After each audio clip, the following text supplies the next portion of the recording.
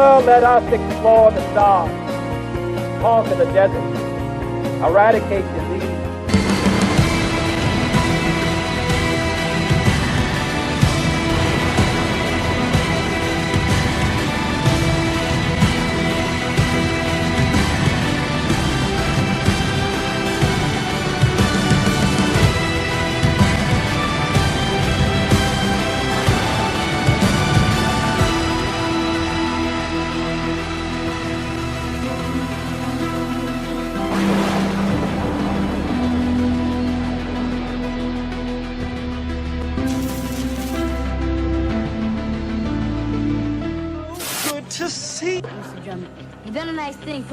This letter was an example of grace. I've heard you're a... This researcher starts morphing into the thing. He starts really freaking out.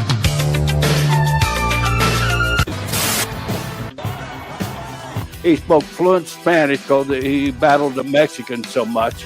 This right here is enough to declare Geronimo a great leader. We wanted to send a message to people have different views on life, you know, so I think schools should have a quiet time. Stay here while I can talk. Now the guy that lost the popular vote is making these decisions, and he's made a lot of them. That's my issue. but they chose to be in the Army. And I think if you correspond that to what happened in the Vietnam War,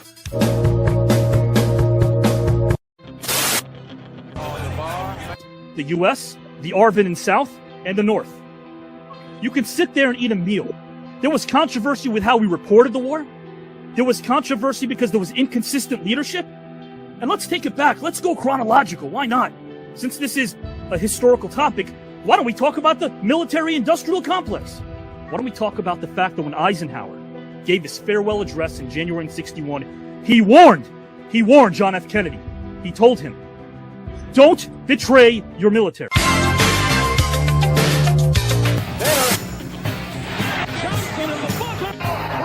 Was cast into a thermonuclear conflict because that's probably the main reason he lost his life.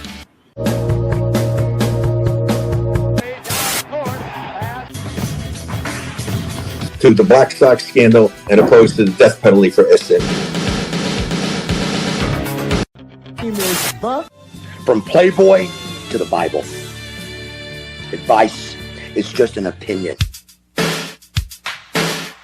first person who's given me this, you can't have a garden without a dirt, and you can't have a garden without a seed.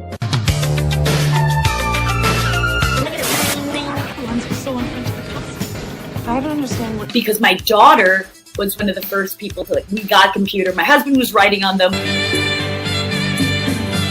We're often associated with it. They call Nothing to fear but fear itself was to lessen those fears of a bigger government. Must be old friend. It was a message of reminding women who they were. For every single... But the old guys, kind of bigger advantage because they did, it was a job. And you did 3-4 movies a year. See, this is my good buddy, Bob. And he drives to Cedar Ridge. Than water. I mean, the wars are never going to stop because man, by his very nature, is selfish. For USA title. That Ray Lewis was on Dancing with the Stars. Being a Minnesota native, I'm almost betraying my beloved Minnesota Viking. A lot of people I know are jerks. I was much taller and much bigger than Audrey Hepburn ever could have been.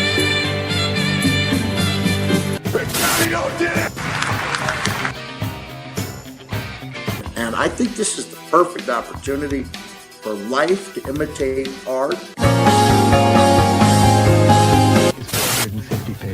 This is Michael. White, and it put lie to the fable that no young people will watch. Tired of your talk. The early 2000s was the last one. But the baseball team has always been at a high level.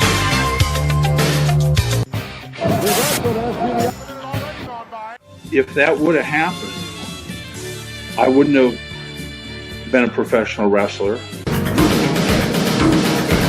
American dream lives on. You're listening to For the parts, I'm going to learn how to game this system. And he does. Because I can control this sport. Oh, yeah, play me. Or in what you need. Truly need.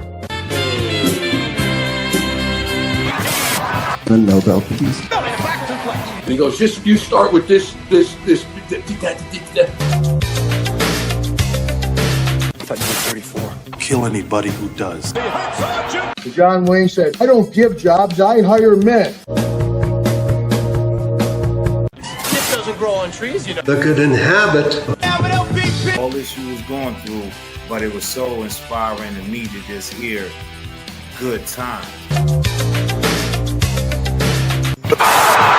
These are titanium. To the Supreme Court, I had to fight the NBA, the NC2A, and all of the powers that be. There's that head-to-head matchup. At the end, the continent fell. She says, you used to be my hero in wrestling, but now you're my hero in life. Quote the Raven. On the way down. Is it better to be aware of your consciousness than not? Are there advantages?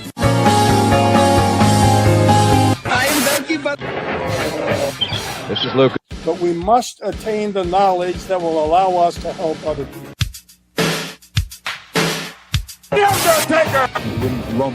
Unfortunately for Muhammad, he had to give up his career, his lifeline, to go to prison for something he truly, truly believed in.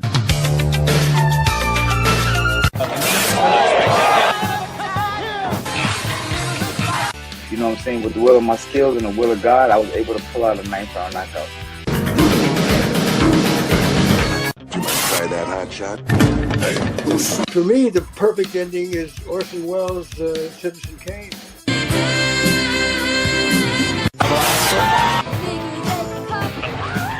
Wow, I need to have that faith in myself too.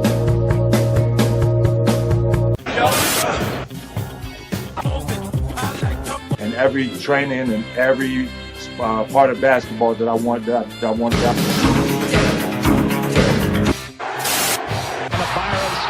Lose the green. If I can use Barbie as an example, she looks like that. I would.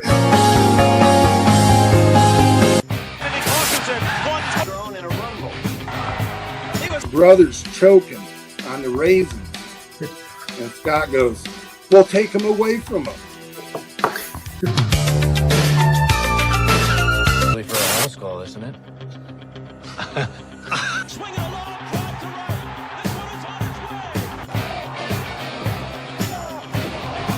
Being in a boat with a fishing rod, that's literally where my mind was in the middle of all that chaos. And that's literally what I saw in my mind when it was 3 balls and 1 strike. Take it one step at a time. Yeah, I'm trying to win this entire thing. It's like in sports and church, you must say the same thing. You don't play for individual awards. Oh yeah, I'd love to be able to say I beat all these guys. About the pride and the pride. Prize is pretty darn good too. It's always about the pride. I'm trying to go to green. I'm here to win the whole thing. I come here to chew gum and kick ass, and I'm all out of bubble gum. It really is about winning. Yeah, heck yeah, I'm here to win. It's in my DNA. I'm here to do my best. Everybody has some pride. Victory has 1,000 fathers, but defeat is an orphan. Plan on winning tonight. Here doing mental push-ups. Winning is really important. What's even greater is inspiring. That's what you do with this show. Well, you're in it to win it, or why be in it at all? I'm about winning. I think I'd be more interested in the prize. It's about the prize. I am here to go for the gusto. Why are you keeping score if you don't want to win it? I would like to win. We all want to win. I'm here to win. You know, I'll leave it up to the voters. Of course, I'd love to win. I'm always in it to win it, Avi. I'm definitely in it to win it. I've already won. I hate losing. I want to go to Greece. It's about the pride. You don't want to come in second. You want to be first. Well, of course I am. I don't do nothing to lose. Yes, I do. Of course I do. I want to go to Greece. I have a newborn daughter. I'm here to win it for her. Wouldn't be on here if I wasn't going to win something. Yes, I'm going to win it all, man. I'm winning it all, baby. So definitely. The money? Absolutely. I'm going for it. Party people! That's right. I'm here. Nothing better than the top. Well, I'm going to give it 110%. We don't go out with no losing mentality. I'm here to win. Yeah. Yes, I'm here to win the whole thing, man. I don't get in the ring for losing, man. I'm like in the ring right now. To do the best I can. Looking forward to it. But I am here to win. I'm here to win it. If it has competition in it, I definitely want to be the one to win it. Somebody's going to be a winner. And have to want to win this thing. The Mountie always gets his man. Dude, I'm going to win. I don't play. I just. You're here to win the entire thing, my friend? Of course. So yeah, darn right I want to win this thing. At the end of the day, would you like to win this entire tournament, my friend? Why not? I've been to Greece once. I'd love to see it again. Are you here to win the entire thing, my friend? I'll just say this, Avi. Winner, winner, chicken dinner. Win.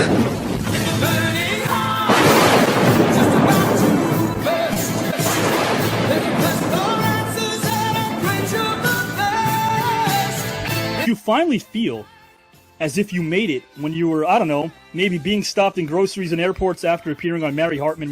That's exactly right. You've really done your research. That's impressive. You're sheer 9 or 10. You're probably 9.5. And that is no one's perfect. But honest to God, you're terrific. You do your homework. And I appreciate I've done that. everybody. I've done, in the 80s, I did Johnny Carson. I did Merv Griffin. I did it all. And you're very energetic and good, and you asked the right question. I mean, that was fantastic. You are great. The only other person that has that kind of spontaneity and the gift of gab was the late, great Chick Hearn. We thought Golden Throat was gone, but he's reincarnated in you. Thank you, Avi. I agree with all your previous guests. You give good intro. Another trio of questions, now more underrated. We have Billy D. Williams, Italian men named Skippy, or unicycle. I'm sorry, Italian men named Skippy. Put me away, Avi. That's. They sold the merchandise and merch. They put their own sequels in the movie ahead In of the time. movie.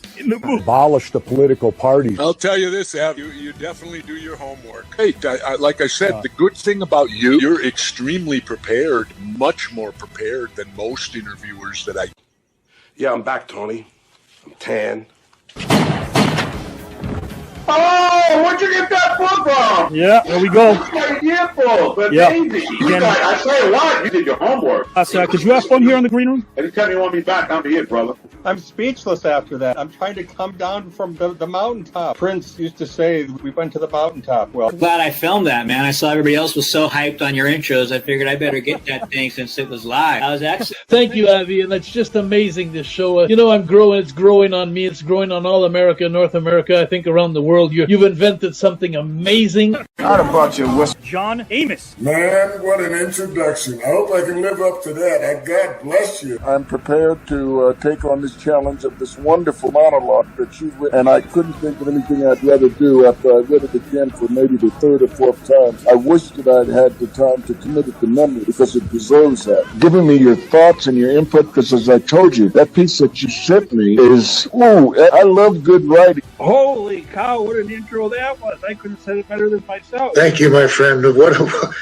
What an introduction, I'll tell you. It's amazing. I've just been waiting on one of those introductions, and I was sitting there watching the opening of the show, seeing all these guys talk about, oh man, thank you, that was the greatest introduction we've ever had. And I'm sitting here, I'm saying to myself, please, I'm waiting on him to introduce me. I want to see exactly what they mean, and they didn't lie. All I can say is, what an honor. Pleasure being here, man. It's an honor. Whoa, dude. Yo, if I ever need to find somebody, just in general, I am calling you. That was incredible. Yeah. Thank you for that great introduction. This is awesome. This is how I feel about your introduction. Get it. Avi, thank you, man. That is quite the introduction. I've done a ton of these things, as you know. I've never had an intro like that. Kudos to you, man. It's an honor to be with you. Thanks for having me. I totally appreciate it. Thank you. That's the best introduction I've ever heard in my life. You know something? You need to quit the show and be my moderator. I don't know what to say. I think you should write my own book like the intro. Would you do that again? You're amazing, brother. I was always known as a good talker, but I don't know what the hell to say after listening to you. You're amazing. Thanks, man. That was great. I love the introduction. Yeah, you go with me anywhere and introduce me. I appreciate that. That was the best introduction I ever had in my life, my career. Avi likes to move it. Oh my God, Avi. Avi, I'm exhausted from listening to you. Avi, that was unbelievable. Some of the stuff that you brought up, man, you bringing back memories, man. That was fun. Wow, dude. And that is amazingly everything that's happened in my life up till this moment right now. Thank you. Thank you, Avi. It was quite a dissertation. Thank you, Avi. What a pleasure. I don't know what to say after that. Thank you so much. That is the finest rhymed eulogy I've ever heard in my life. Thank you, Avi. You definitely have skill, my friend. I think that you've done a fabulous job, and I have not met an interviewer like you. You know, neither have I had some of these questions that really sort of went very deep into my heart. Man, I had a ball tonight, man. No lie. I did. I enjoyed it immensely. It really got me thinking, and I really got a chance to meet a couple fantastic guys. Now, but my hats off to you. I could have stayed on for hours more. I love different topics. You know, you letting us speak and just reaching other things we never ever spoke about. Dude, absolutely. Oh my God, this was beyond expectations. Yes, I sir. love you. This is amazing. Did you have fun, man? I really did, Avi. Thank you. It was great. I had a great time. It was great. I mean, your intro for me was just awesome, but also the intro to the show was like, wow, you have all of these people. The only two people I want to beat right now is Rick Barry and Eddie Johnson. I'm coming for you. Really good discussion and the respect and you know, you're at the center of it all. And you really are terrific at this. I've never done anything remotely like this. And I had a blast, man. This was absolutely phenomenal. I hope this takes off even bigger and better. I had a wonderful time, Avi. You gave me good eargasm tonight, man. I love your voice. I love the things that you talk about, man, and the gift of gab you have. But you're great, my friend. Like I told you, it's almost like you're Chick Hearn reincarnated. It's completely different. I mean, it's not like a podcast at all. Avi, the way you talk, you're amazing, brother. This is different. I don't even know where you come up with these questions. You're so innovative. I love it, man, because it got me thinking. Man, this is beautiful. When you got a hangover, you can have some of these. I've had a 32-year hangover watching the Knicks. Is eargasm a word? It is now. You have something amazing going with this show but you're there and you're educating us. You're taking people from different eras, different disciplines. You're taking us out of our comfort zone. You're making us fall in love with people that we didn't know. No one will ever ad-lib like you. It is amazing, though, that everyone that comes on, they always say the same thing. How did you know all of that? That is just simply amazing. That was one of the best introductions I've ever had in my entire life. Better than my bar mitzvah.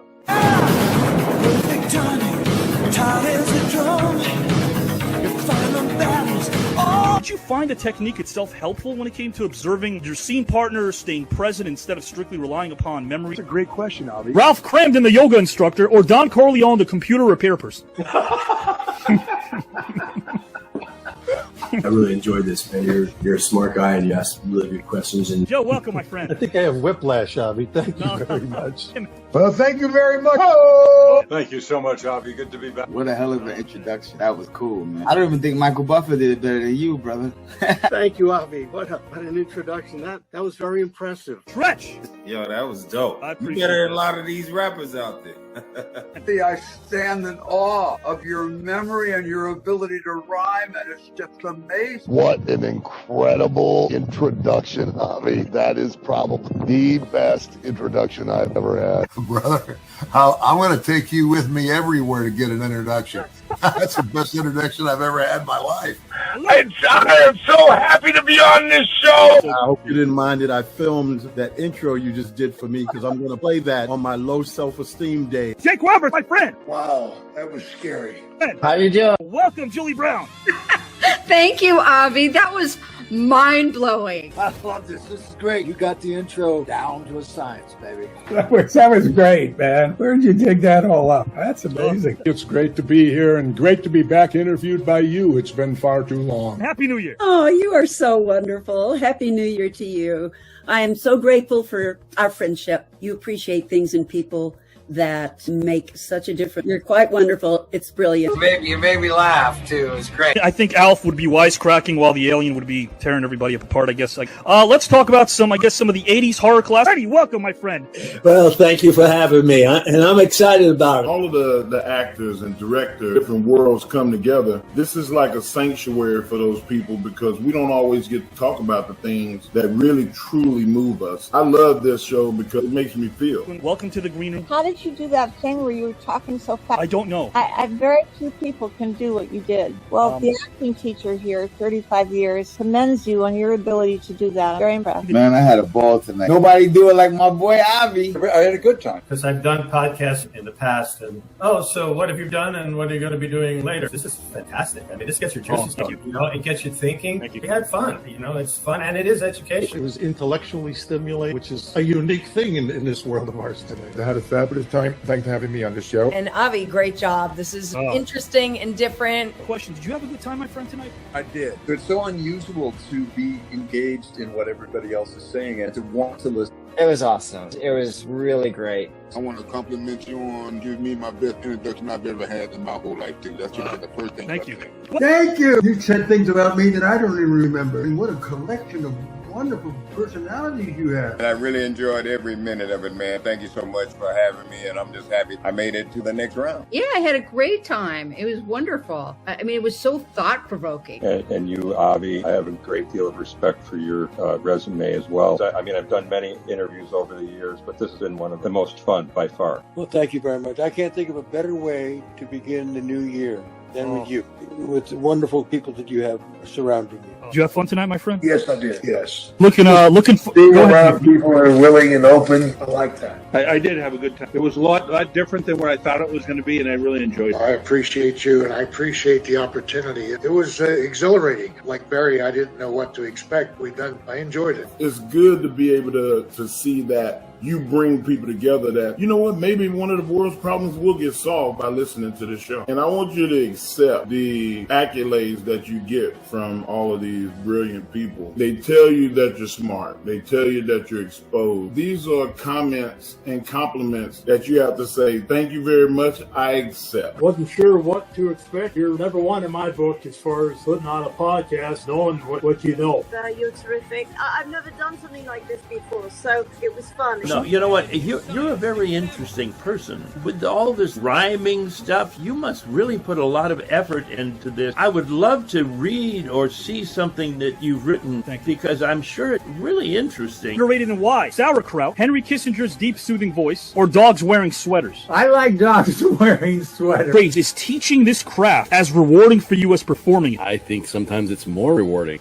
Man, you do your research. I'm very impressed. Yeah, I had a lot of fun. You do a great job preparing. A very simple formula. Everybody's a suspect. I hope you're getting paid a lot. That was the greatest intro I think I've ever had. The amount of stuff that you talked about that I don't even remember about myself, so impressive that I'm highly impressed. So I would give this a very high A. It was like a high school reunion. It's terrific, and it's fun, and keep bringing diverse personalities together. I think that's great, and it's also wonderful to hear people talk sanely to each other today. This is, I think, my top. Because when you do the intro you gave me, I gotta give it to you. You deserve it. Later on, you were able to get her cast on a series, and she received her SAG card. Oh, I love you that you brought that up. I can't tell you how refreshing it is that somebody knows what they're doing. What an honor to meet you, and My you're pleasure. great. I enjoyed it. I had a blast. This is a great show. What a blast. I had a great time tonight. If you keep rhyming, man, like I said, it gave like a battle rap, spoken word. You know, usually I'll do interviews and get asked the same questions about Stephen King. This was great to talk about things that matter, that go beyond project. Last name Johnson, first name Eddie. Wow, when I have a retirement party, even at my funeral, you better show up. Papa Smurf as a hip hop artist. Yo, yeah. You're very talented. That's amazing. Mr. Sizemore, first name Tom. How are you, my friend? So I could turn the volume lower if you'd like next time, if you'd like me to do that. I don't know what I can do now. First name Keith. Oh my God, what a great introduction. Fantastic. You do your research, connected with me right there. And he knows my brand. He nailed it. Now I know why. This is why your audiences love you. This is why you continue to do great guests, and great guests beget. Joe, you've done a lot of these. You had fun, my friend, tonight? Oh, I had a ball. Well, you know, my friend, I had such a great time. Did you enjoy yourself tonight? I enjoyed myself so much. Oh, man. I had a blast. I didn't know what to expect. But meeting Joe, and we just had a phenomenal time. Everyone involved, I say thank you. This is a bit different. Did you have fun? I had a lot of fun, Avi. This is fantastic, man. You do a great job. Avi, Just getting to know you, I can hear the dedication and the professionalism in your voice. Breath of fresh air. I love the questions. Honestly, like that perspective in life is what I think we all need to think about. Hey, listen, brother, it was so much fun. I'm so glad I'm moving on to the next round.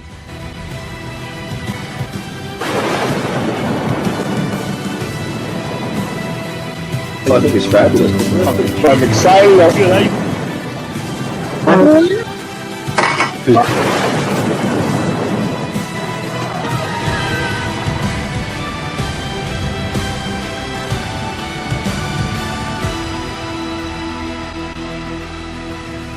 Guys and gals and pals, here we are, Saturday night, and we are here live, as you know. And if you're a fan of fiery, unbridled passion, then that intro says it all, as it can melt the South Pole. This place we call the Green Room is filled with edutainment and has plenty of heart and soul. It's time I listen to Stanislavski and take a beat, as I process everything in real time. This is the 177th consecutive episode of the Green Room, a feeling that cannot be expressed through a mere rhyme. With a bevy of views on 53-plus pages, week in and week out, innovation is our name and the sweat is the sweet. Dedication, labor, innovation only arrive when your effort is absolute, so put that in a tweet. And in this celebrity tournament that has captivated the masses, the field is one of a kind.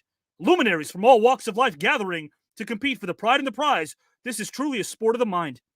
Sure, the numbers are fantastic on 53 pages, not including my own, but what's even sweeter is the sweat. By that, I mean good old-fashioned work ethic, wholehearted passion, effort, and consistency never lead to regret. The good bard Mr. Shakespeare himself said, our doubts are traitors and make us lose the good we oft might win by fearing to. Those words ring oh so true. It means that you are the author of your story. Don't edit your vision due to others that secretly prefer to boo while attempting to obstruct your view. With 13 grand and a trip for 2 to Greece and becoming the first champion of this star-studded field, a lot is on the line. But you, our audience, the engine that makes this thing go, are the sweet nectar that we appreciate like fine old wine. As strangers become friends, and we all come together, let's remember that we're closer than one might surmise. Limitless visions of innovative bliss, experienced by an ensemble, is the vision behind these eyes. Never hate the flower for starting out as a seed. Long distance running is essential. This isn't a stampede, so don't run anyone over on your way to the top. Focus on yourself and never forget to cheerlead. Root for your loved ones and lift people up. This human fortune cookie hopes that we've all agreed that positivity is something that we can never, ever concede. So guys and gals, with that, I want to bring in our celebrity judge right now in the back. I see him in the back. I see the backdrop over there as well. I cannot wait to bring him in. He's a great human being, and I want to give him the intro he deserves, guys and gals. I see he's ready to go as well. So with that, let's bring him in right now. The bard himself, Mr. Shakespeare, said, no legacy is so rich as honesty. The following talent is a friend who's as direct as can be. I respect him for his honesty, heart, and ability to prioritize what matters in life, his family. He also happens to be a co-host of mine and is back in this star-studded celebrity tournament. His body of work speaks for itself, and his starring role on one of the most impactful series of all time is iconic. As we sat around the television set, this man made us smile. We never hesitated to hit the dial. As we watched a talent so versatile, he had timing and style. All the while, the execs went hostile. Because as the ratings would compile, we'd sit and grab the sodas from our fridges, devour a bag of ridges, as we admired this man. So get ready to applaud. A man whose honesty is as fierce as a roundhouse kick by Jean-Claude. So get off your seats, even if you have to tear your quad, and give it up to a friend, legend, an amazing human being. Last name Bridges, first name Todd. Todd Bridges, welcome, my friend. I'm here ready to play. I'm ready to judge these guys. We're going to find out what's going on, who's going to win, who's going to lose. I'll tell you what, I'll do my very best to judge the right way, the proper way. But guess what? At the end of the day, the best one will win. That's how it works. I love it. I already love it. I love your energy, my friend. Nobody knows who these mystery competitors are but you and I. But Todd, I got to ask you a question. Look at this. Yep. Welcome, Todd. Yes, Todd. Todd, everyone voted you back to this tournament. You are back, Appreciate my that. friend. Are you here? Not many people have got a chance to come back. We only offer that feature after round number 1. You're part of that elite group that's going to come back. Are you here to win the entire thing now that you get a chance to come back? I am here to destroy people, to win, put out the rhymes that make things say, that be so kind, and then hit you in the butt, because I'm ready to win this all. It's all about me going to Greece with my wife and my family and having a great time. Let's win this. Let's win this. I love this. And guys and gals, Todd, I want to bring this up. You know, you're a humble guy. You never asked me to do this, but I want to do this now for you because we're going to do this throughout the whole show. And of course, even after this incredible segment is done, guys and gals, therealtoddbridges.com Man, I love that shirt. That shirt pops, man. Yeah, man. I sell shirts that say Wichita Willis, all kind of really, really cool shirts. Go on there, find some great shirts, great merchandise from the show, Different Strokes and things like that. You'll have a great time. Check it out. I love it. We get about close, guys and gals. 6-figure views all the way. Go there right now. I'll keep mentioning it throughout the broadcast.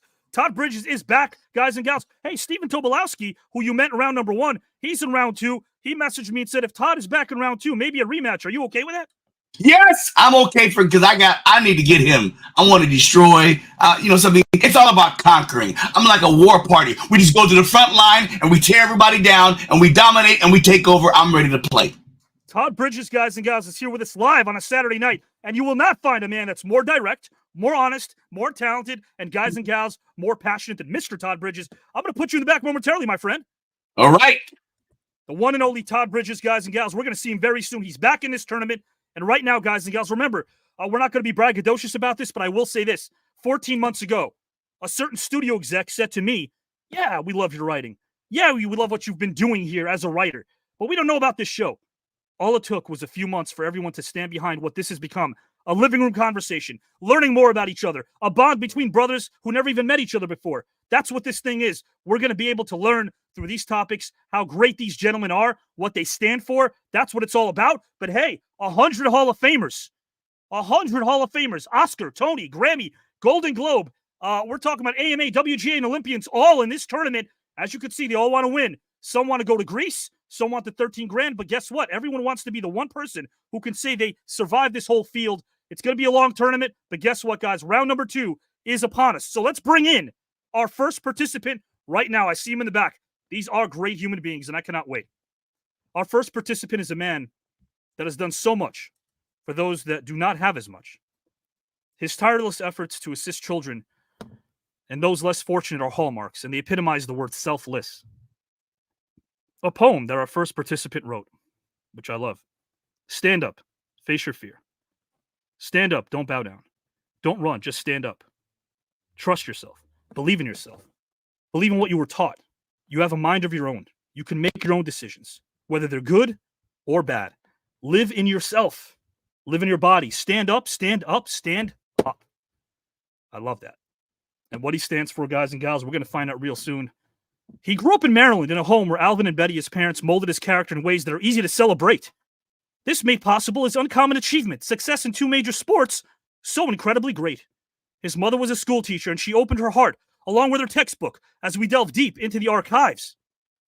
Her own traumatic childhood never kept her down, as she touched hundreds of young lives. His father had his own dream of becoming a professional athlete.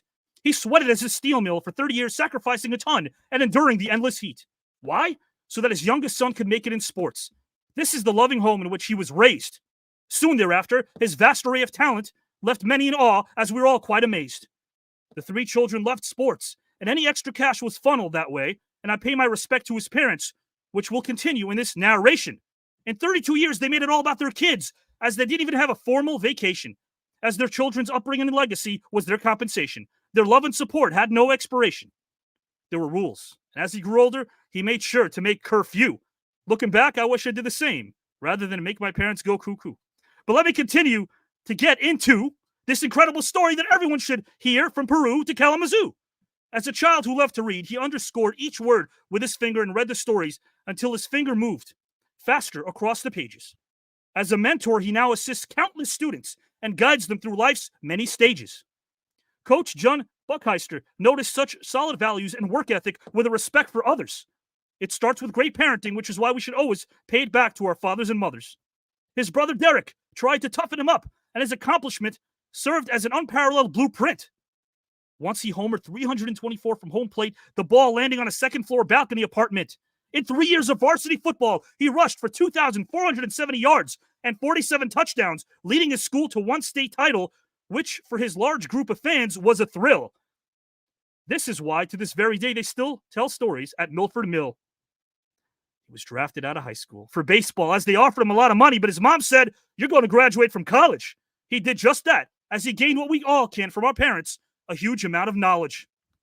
Junior year, the University of Maryland offered him a full scholarship with a promise of playing 2 sports, which is quite a feat, as even though the schedule is cruel, he picked up many a tool, as he was definitely a crown jewel. However, come senior year, Coach Bobby Ross told him something that wasn't cool.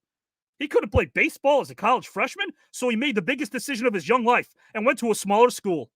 The University of Richmond kept calling, and he liked the environment and played football under Coach Dan Shealy. He didn't want to start him immediately due to the senior rule, to which I have no explanation. I would have looked at Shealy and went, really? Graduating from the University of Richmond with a degree in sociology was one of the happiest days of his life. He's helped so many and assisted them on eliminating any turmoil, negativity, or overall strife. Less than a dozen human beings, that have ever walked this planet accomplished what he was about to, excelling at 2 sports, and thus undeniably becoming a master in both crafts.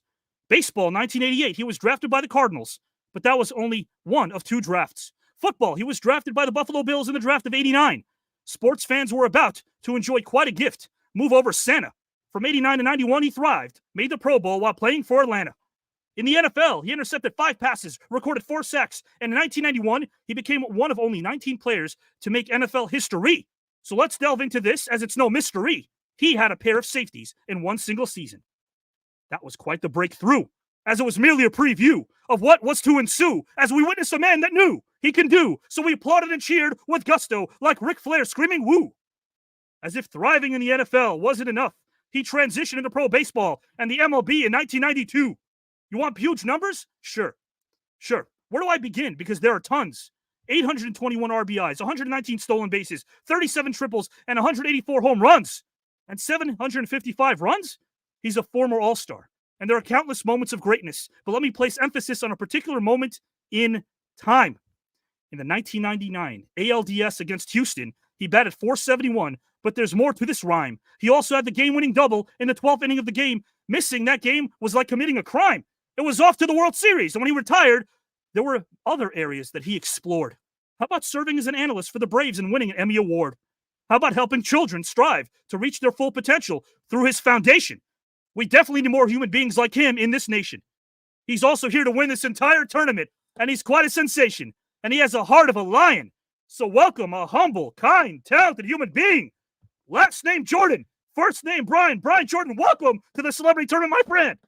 Wow, man, you need to go everywhere with me with that intro, man. That is unbelievable. The research you have done is incredible, man. I loved it. Wow. You deserve every bit of it, my friend. You really do. And what you do every single day, I want to highlight it because you're too humble to bring it up. But man, you have changed so many lives, children, those less fortunate. Man, I love what you've been able to do with the platform that you have. But I have to ask the magic question, not to sound repetitive, but we got, again, over 100 Hall of Famers, Olympians, Oscar, Emmy, Tony, Golden Globe winners, all in this tournament. Do you want to win this entire thing, Brian Jordan? No doubt about it. I mean, that's what I'm all about competing every single day. And I'm not going to stop now. I want to win it all. I'm going to compete, and I'm going to be a champion. I love it. And guys and gals, through the topics, we're going to learn more about Brian and our next 2 participants, but also between the topics, talking about what Brian does. Because, again, this man is a champion. There's no doubt about it. I'm glad you're with us here tonight, my friend. I'm very happy that you invited me into this. And, man, I'm ready to have an incredible time, share my story. And, man, what questions you have brought up, I mean, it's incredible. Thought-provoking. So I got to go deep. I appreciate that, my friend. I cannot wait. Brian Jordan, guys and gals, I will bring you back momentarily, my friend. All right. The great Brian Jordan, guys, a great human being, a great talent, and we're going to find out more about Mr. Jordan as well. I want to bring in our second participant right now. I cannot wait to bring him in, guys and gals. This is going to be, again, an honor, really is, because a warrior is not a person that carries a gun. The biggest war you ever go through is right between your own ears. It's in your mind. It truly is in your mind. And we all go through a war in our mind, don't we? Every single one of us has at one point gone through a war in our mind. We all have to callous our mind to fight that war and to win that war. And our next participant knows that the comeback is greater than the setback. This is due in large part to the fact that even death can never stay his hand. As he gazed upon the cold vastness of space and mused upon his life, he found that both are anything but empty. He's alive. He's here. His purpose is indeed quite relevant, as we'll find out. This man is multifaceted and isn't just a fighter, but a historian, and he can teach. It all began in the state of California, specifically Huntington Beach. His father was a lifelong football coach, and he played the sport as well when he attended Marina High School, But there was another sport in which he would have no peer and truly shine like a king. He was drawn to the mat since he was 9 years old, watching his brother excel. The sport, I speak of wrestling. He continued wrestling in college, where he was one of the best and an NJCAA All-America in that sport. As many would find out, his determination and pride were absolute. He was a man that you could not thwart. Because if you did, your body he would contort, as you might wind up in pieces while they would transport you from the MMA ring to the airport. He attended California State University, Long Beach, where he graduated with a degree in history, something that speaks to me, as teaching that subject is as rewarding as honey to a bunch of zealous bees. In the bars, he would always deck those that didn't bring it correct, as they chose to bully others, which was something he couldn't ignore or neglect. While working at a liquor store to help pay for his college tuition, something in particular would occur. He noticed someone that was out of line, so he encountered said smartass customer. The customer turned out to be the son of a detective, and he pressed charges for assault. Here he was helping out a small business, and now it was all of a sudden his fault? One day he was reading a magazine at a store, and his attention was piqued when there was a little new attraction called the UFC. He applied to UFC 6 and is an undefeated street fighter who could bench 600 pounds and knock out 4 men. In his last brawl, it's safe to say that he more than qualified. There's plenty of video footage to indicate how his opponents were looking for some place to hide, but in the ring with him, there was no escape. Heck, they applied. And they'd all go down as a classic story, guys and gals. A shootout, if you will, circa Bonnie and Clyde. July the 6th, 95, the world would become privy to a man that was there for the crown. He ran over the 400-pound Hawaiian fighter in 18 seconds as the poor guy went down. Next up was round 2 that night, where he further solidified his reputation by defeating Paul V with a ground and pound attack along with knee strikes, as yet another opponent sat there in bewilderment, wondering who turned out the damn lights. What an honest time for the UFC this was. No judges, no time limits, and the tougher guy got the win and walked out. He made it to the finals, and after facing him, the eventual champ couldn't even stand. The audience gave him a hand, as they loved him for his authenticity and heart. His talent was quite grand. UFC 7 was next, where he had an easy win over Steve Genuman. The first round was a neck crank. Next up was the legendary Dan Severn, but even Dan had trouble taking down this tank. Want a brief summary? Sure. He's a 2-time UFC tournament runner-up, a 3-time UFC semifinalist, a UFC heavyweight championship contender. He holds the record for most UFC tournaments competed and won the viewer's choice way before there was a thing called social media trends. Heck, in 1997, he even co-starred on an episode of Friends. Both the WWE and WCW took notice of this massive talent, but in the end, Bischoff and WCW signed him, and pro wrestling fans had their first glance. As he was one of the top guys, taking it to Goldberg, the Steiner, Sid, and hell, we found out he could dance. He was featured in one of their video games, and even after that run, continued to knock people out. Many would talk the talk, but could do nothing better in his presence than sit and pout. His resiliency and courage needs to be addressed, as he died 5 times on an operating table and had 6 strokes. For many, it would have been the end. Not for him, thankfully, as I consider him a good friend. 107 days in the ICU, and amid this turmoil, it is what he did that would raise many an eyelid, because he fought and survived the hardest fight of his life. So stand up and welcome a man known as Tank. From Jersey to Madrid, a legendary, kind, humble human being. Last name Abbott, first name David. Welcome to the tournament, my friend.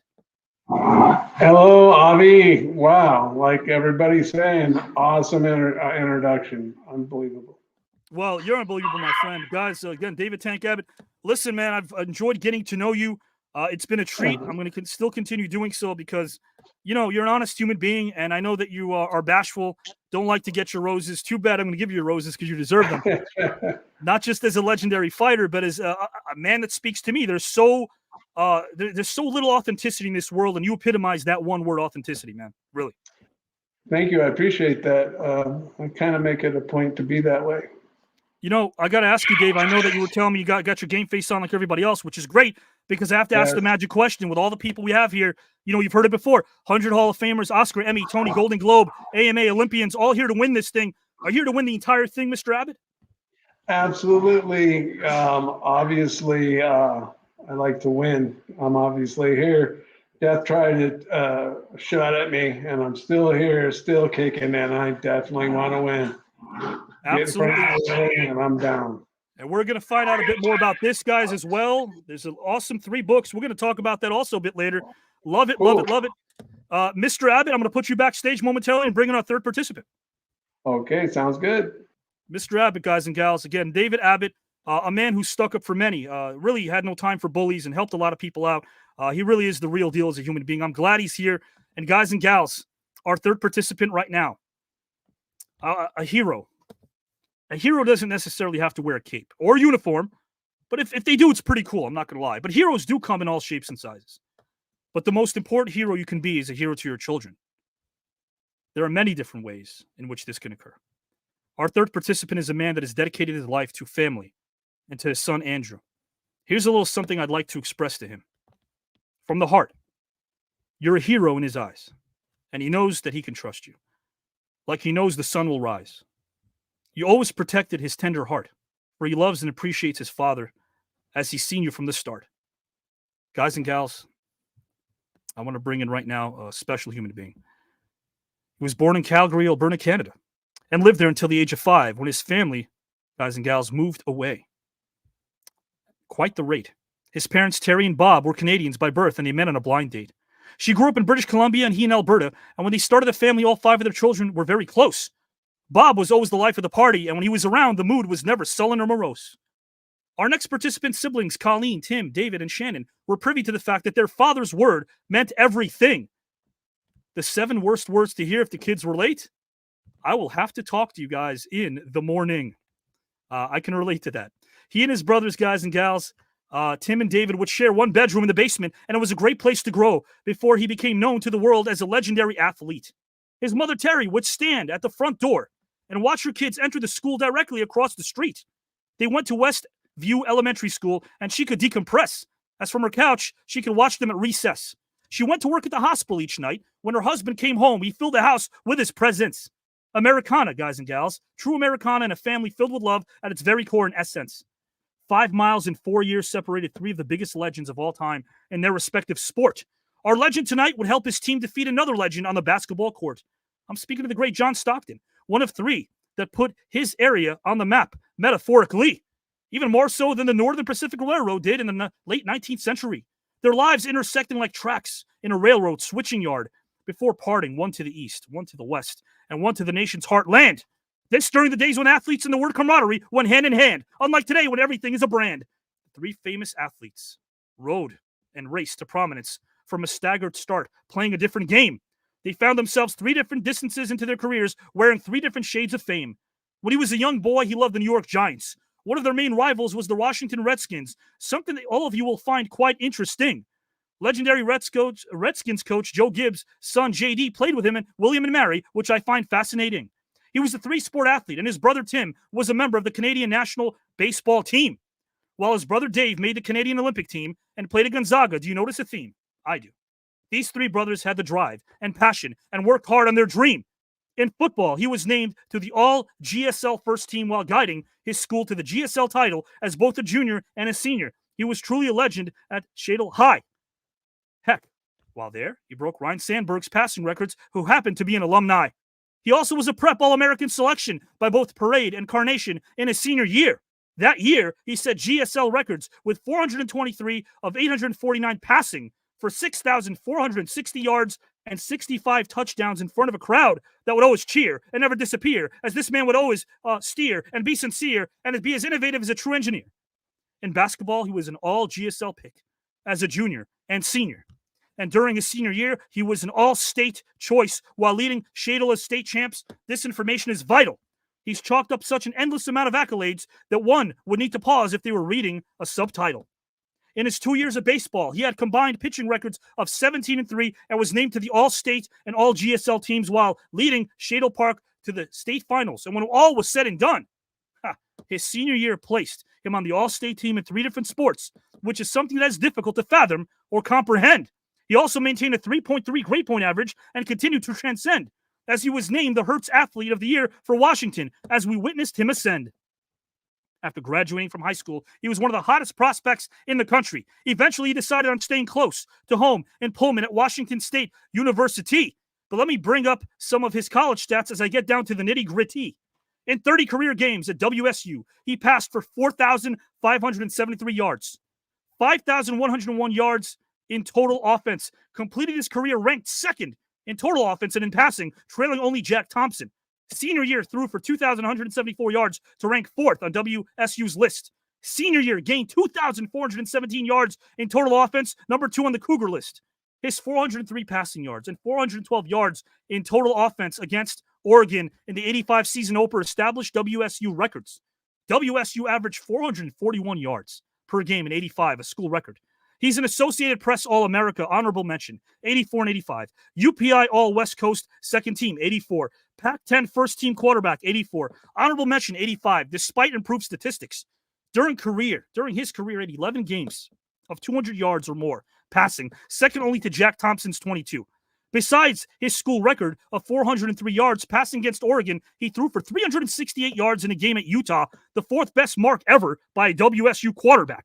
His legacy was cemented when he established a fully endowed scholarship with a donation of $150,000 in 1993 in memory of his father. He also threw 2 fourth-quarter touchdown passes, just 49 seconds apart, to lead his Senior Bowl team to victory. Yes, it is without question this man is in a league of his own, as no mystery that he has made history. His phenomenal accuracy as a deep passer was uncanny, and truly something that we should all see, as his fans were always filled with glee. Does it get any better than leading his team to a Super Bowl victory while being named Super Bowl MVP? He threw for 292 yards and 2 touchdowns and led his team to a 37-24 win over the Buffalo Bills. I recall that game to this very day, and when I hit replay, I still get many a chills. Played in the Pro Bowl games following the 89 and 91 seasons. He was 33 and 13, 37 and 14 overall as a starter through the 91 season. He holds club records of 6 touchdown passes set against Atlanta in 91. Passed for 3,768 yards in 89, the second best total ever by a Redskin quarterback. Through the 91 season, his percentage ranked second among starting quarterbacks. 71%, 33 and 13. Only Joe Montana had a better percentage.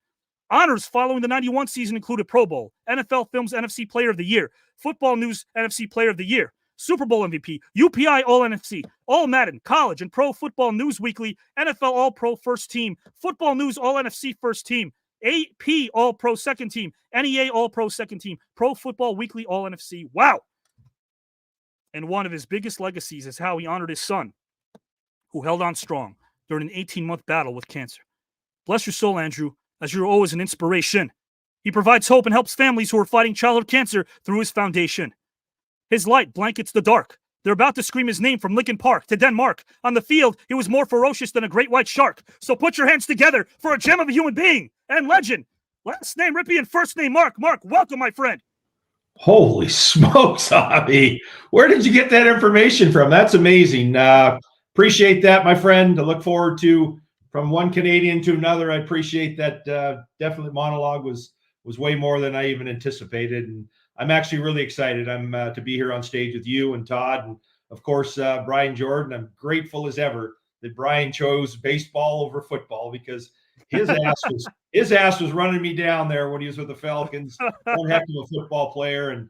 And Tank, his career's been documented and great author. I'm looking forward when I get off here to get the Bar Brawler and the Street Warrior, a couple of his books that he's written, and just a pioneer in his sport. And so I'm really looking forward to that and excited about being on stage here.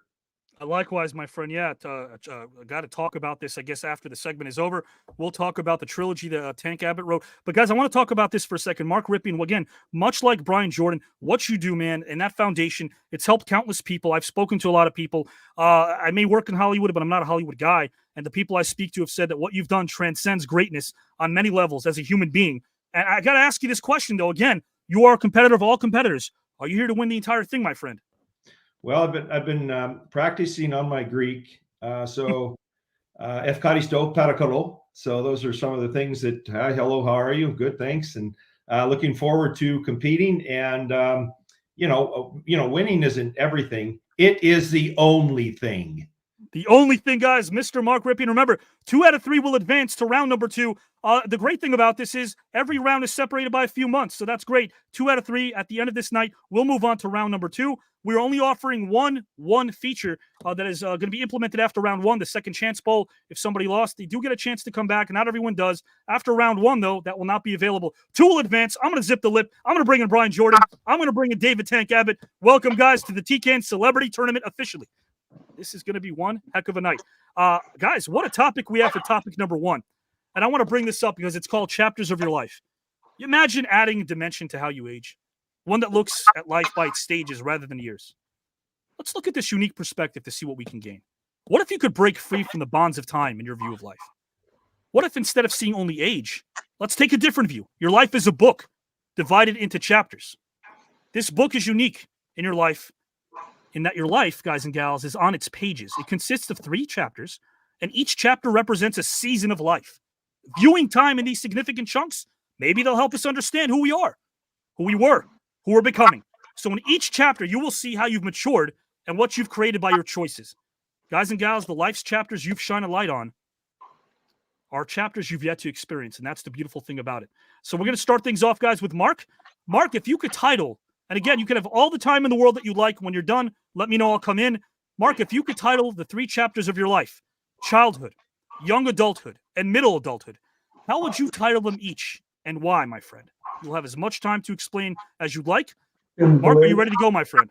Yes, I am. Yeah, thank you. I appreciate it. And this definitely thought-provoking. And 3 chapters basically is kind of does a disservice to all of us, maybe as far as a book is concerned. But I'll try to put it in my perspective of what I see. And my perspective is that I look at the 3 chapters in my life, and I'm going to break them down to chapter 1 being the chapter of rejoice, chapter 2, resilience, and chapter 3, reflection. So with chapter 1 being rejoice, and then I also look at my life and I cut it into 3 stages. You cut it into childhood, adulthood, and young adulthood into adulthood. I'm going to look at it like the 3 trimesters of life, these 3 chapters that I just mentioned.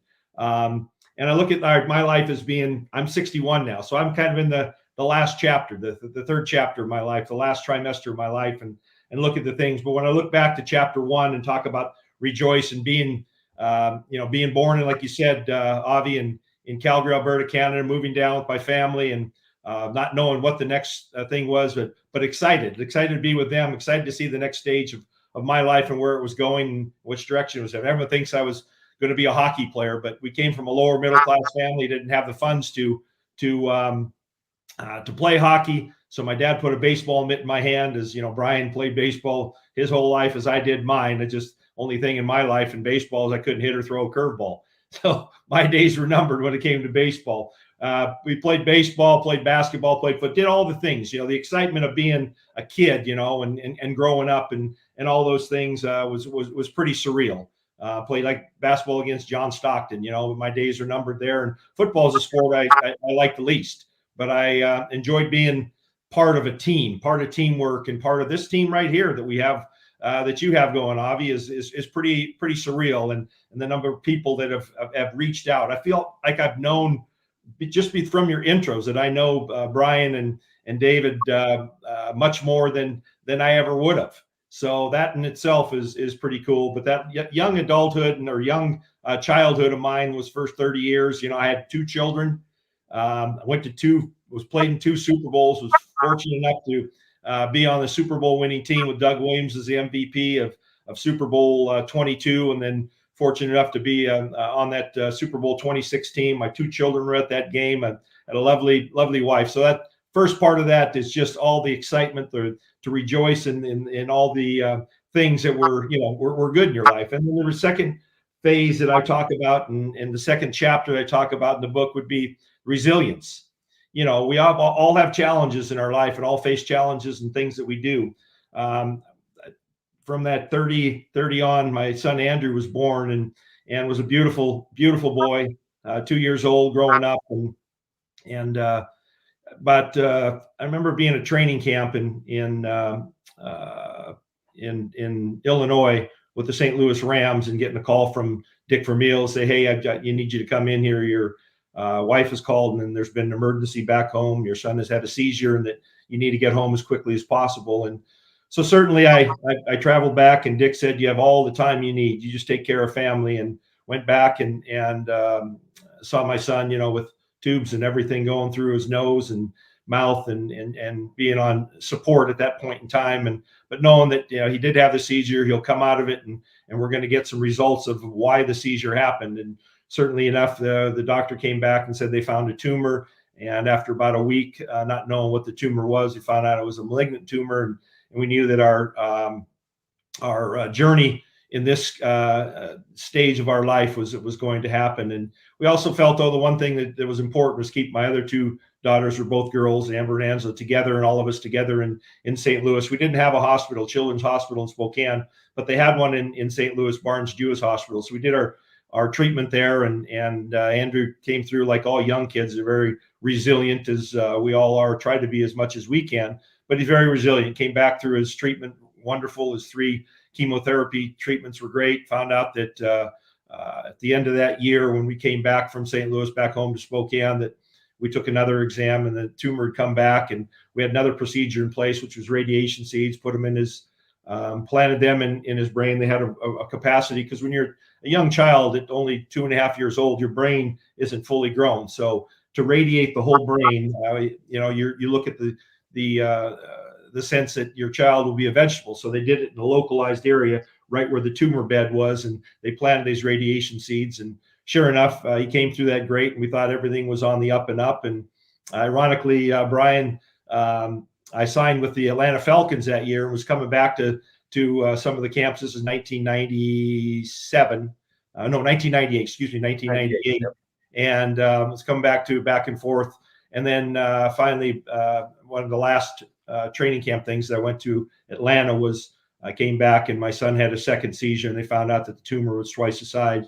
So I resigned at that point in time from football and felt that the most important thing was take care of him. And, and he fought it and struggled. And at that point, we just put our hearts around him and our love to him. And he passed away on August 22nd, 1998. And one of the, when you talk about resilience, and challenges, after that, lost my marriage, and as most couples do, when you go through that. So, and you look at that as kind of being a chapter where, you kind of see and think to yourself, what type of resilience do you have? And having my girls was great. Having family is great, and having friends, therefore is awesome too. And then the last chapter I'm going to talk about is reflection.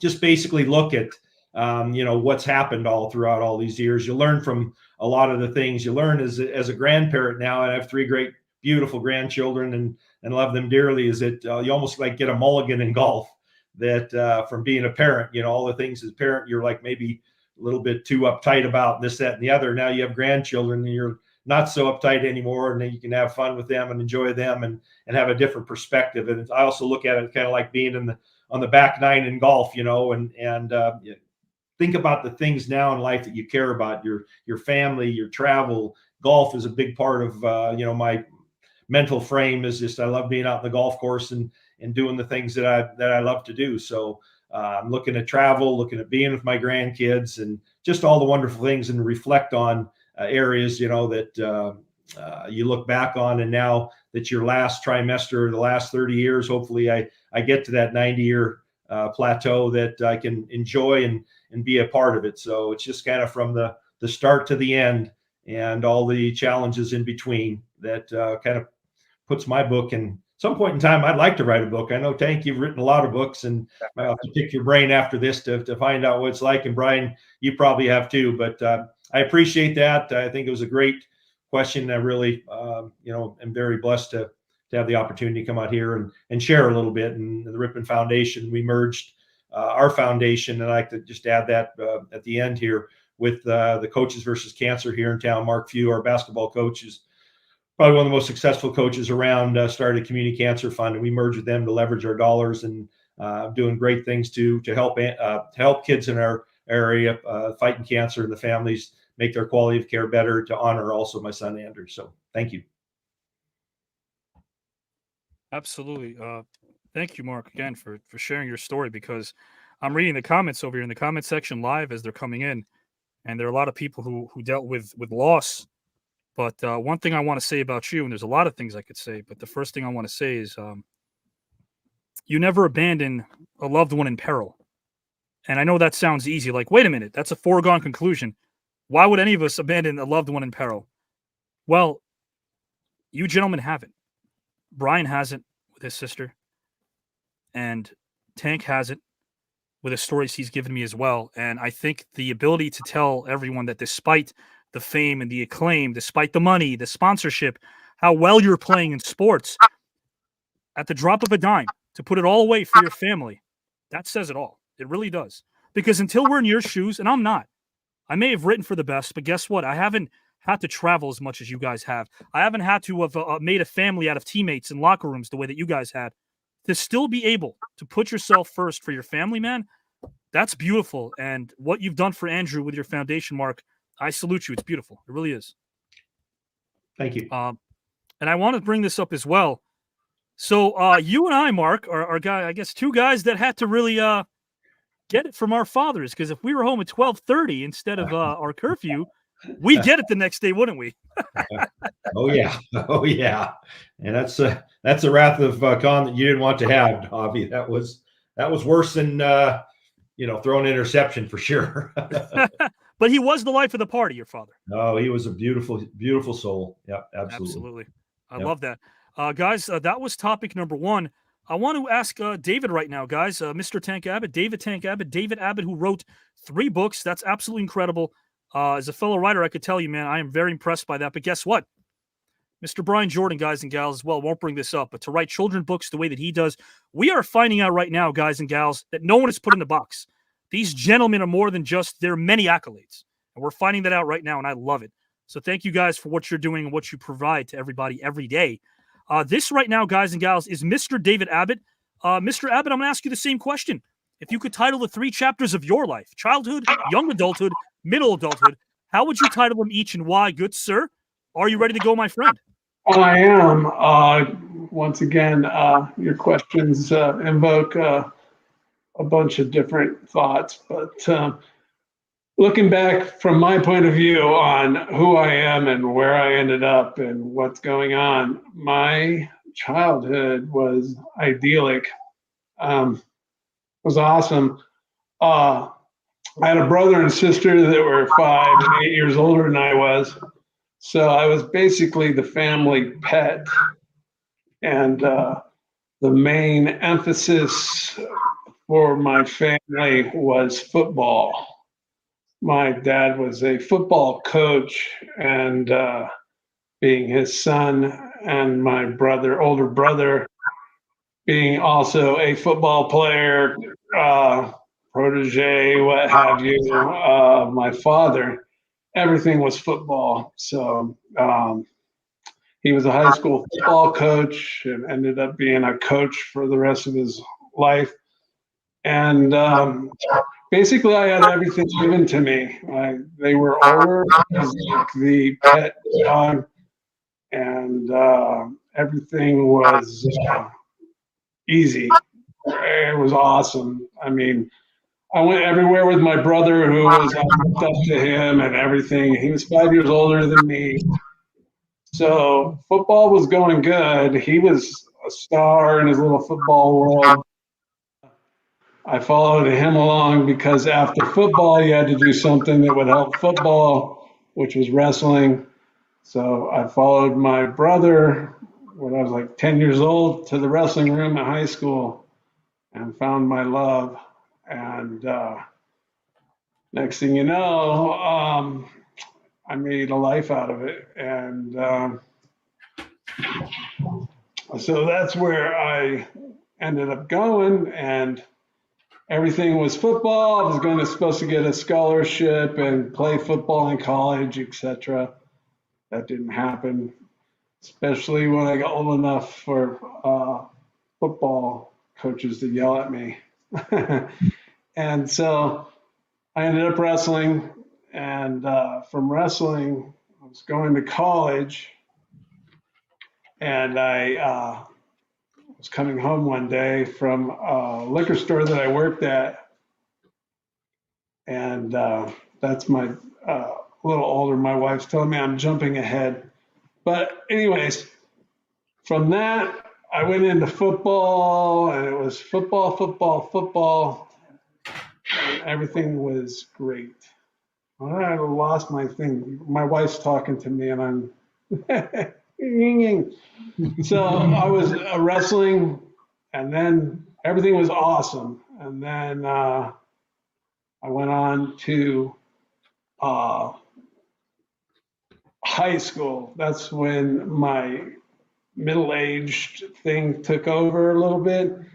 How it bleeds through. And then I went from that. Oh my God, I'm losing it. My wife's yelling at me. Okay. Greece. Oh yeah, exactly. We were trying to get the grease here. No, so I'm lost right now. And let me tell you this: I'm here. I'm this, but I've suffered like 5 strokes, and sometimes this happens to me.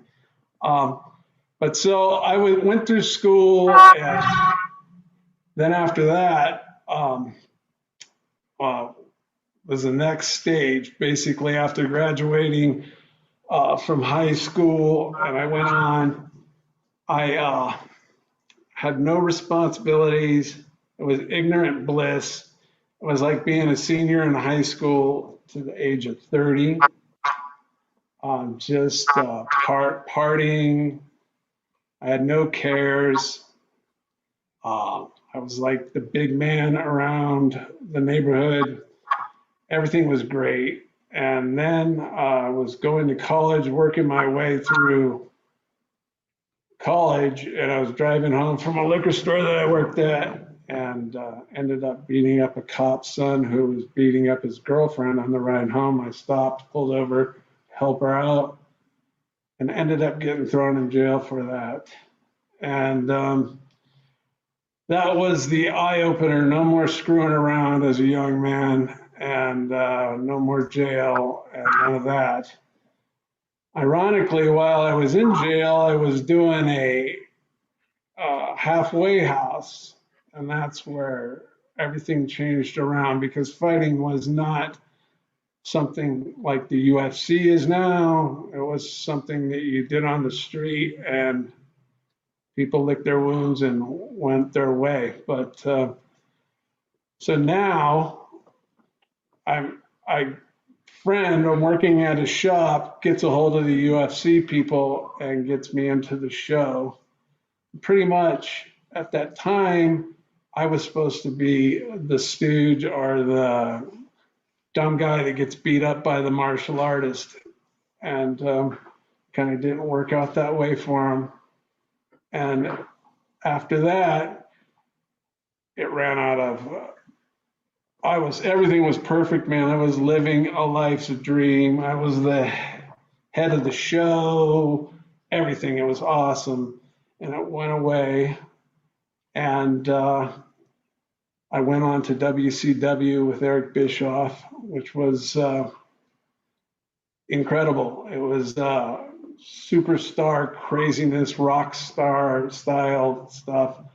I had found my life's dream. It was unbelievable. I was having the time of my life. Everything was great. And then I was diagnosed. It ended all at the same time. The WCW was bought by Vince McMahon, and I didn't want to continue wrestling, even though it was a great time. My health was taking its toll. And at that time, I just kind of hid out and was a hermit. And then I was drinking quite a bit, which was always part of my life. I was a funaholic as opposed to an alcoholic, and I was having the time of my life, and my body couldn't keep up. And in July 2016, I was diagnosed with cirrhosis, and I was sick up until that time, like hangovers, but I had to go to the hospital, and I was diagnosed with cirrhosis. And then I went through a series of doctors, and I finally ended up at Cedars-Sinai in Beverly Hills. And I got onto the liver transplant program. And when you get diagnosed with cirrhosis, they don't just change you out with a new liver. So not knowing at the time, they drugged me along.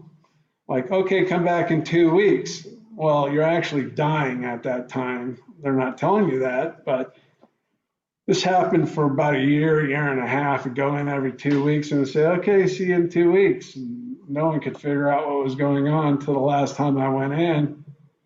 And they said, you're in kidney failure and you're going to die, basically, and you're not going home this time. And I was like, what? And yeah, I asked my wife what was going on. She said, yeah, they're taking you to the hospital. I got on the gurney and I go, I don't understand. And she goes, I don't either. And then she walked out of the room and it was like I died right there. I was like, the most loneliness I've ever felt in my life, just sitting there.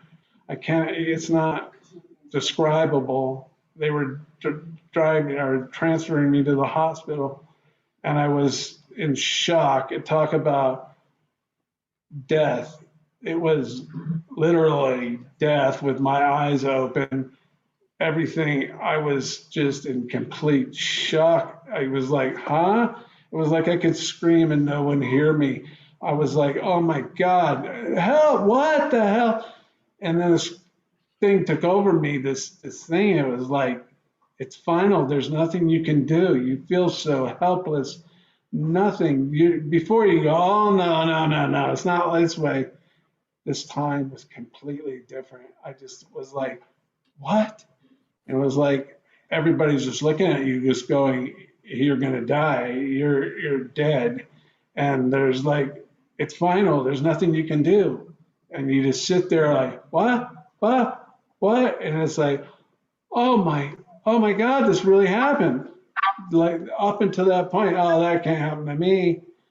And it really happened. And I remember being pushed down on the gurney and the lights of the hallway looked like freeway lane lights on the freeway. And I just was like, oh my God. And I guess that was my conscious thing I can remember until what was told to me months later, that I was going to be, they were going to pull the plug on me. And my wife, after the transplant, I got the transplant, and when I had 6 strokes, I died 5 times. I was 127 days in ICU. They pretty much had me as a goner, and my wife, they talked to her. She was not my wife at the time. She said, "No way, you don't know him. He's not gonna quit. You can't pull the plug." And that was like a Friday, and then over the weekend, I'm not conscious at this time. I woke back up when they were talking about pulling the plug on me. The next Monday, I grabbed my friend and my wife's hand and started moving it up and down, and everybody started crying. And I'm like, I don't know if I heard it or what have you, but that was me coming back to life. And it was like, oh my God. And I was like stuck inside of a milk bottle. You could see everything, you could hear everything, but you couldn't do anything. It was hopeless and lonely. And it was like, oh my God, for a long time, and months and months and months. And then I came out of it, and then I got sick again with a roundworm infection, where I spent 30 days in the hospital, ICU on morphine. They didn't know what was wrong with me. It took them 30 days to figure it out. And then it turned out that I contracted roundworm from somebody. It was dormant for many years. And then once you take anti-rejection medicine, the immune system doesn't kill it off anymore. So I was in pain like none other. And I finally got out of the hospital, and I laid in bed. I was laying in bed. I rolled out of bed in the middle of the night, and I crawled all the way to the bathroom and pulled myself up on the vanity. I hadn't seen myself in the mirror in months and months and months. And I looked in the mirror and stared at myself for like 5 minutes. I was like a dead man in a coffin with all the skin just sucked around my face. I looked like I was 90 years old. I was just sitting there going, oh my God, and the tears just pouring out of my face. And I was just like, God, no, I got to keep going. Left foot in front of the right foot. And that's got me this far. I just keep moving. It's been 5 years, and it's been the best 5 years of my life. I can reflect. I can wake up and go, holy smokes, I'm alive. So people forget about that and don't even think about things. And it's just like every day I wake up, I'm like, oh yeah, okay, I'll do it. Let's go. And it's easy to forget. And I always remind myself the pain and everything, the 2 organs that I got a liver and a kidney from people that gave it to me because of their life ended. But the love that everybody has and everything. I used to be a heavily bent narcissistic person, and I wasn't aware of it. And after all of this, I'm way more empathetic, and things are. I don't sweat things, and I don't need things materially, and I need peace. That's it. That's where I am. Wow. Thank you, David. Appreciate you wholeheartedly, man. Yeah. I want to bring this up to Mr. David Abbott because I think it's appropriate. They say that blessed, guys and gals and pals, are they who see beautiful things in humble places where other people see nothing. And again, through getting to know you, I know that there are things you don't talk about, but you are a mentor to many people. I think that's pretty damn cool. I'm glad you're with us because, this topic, how apropos it is, we're talking about chapters of our life.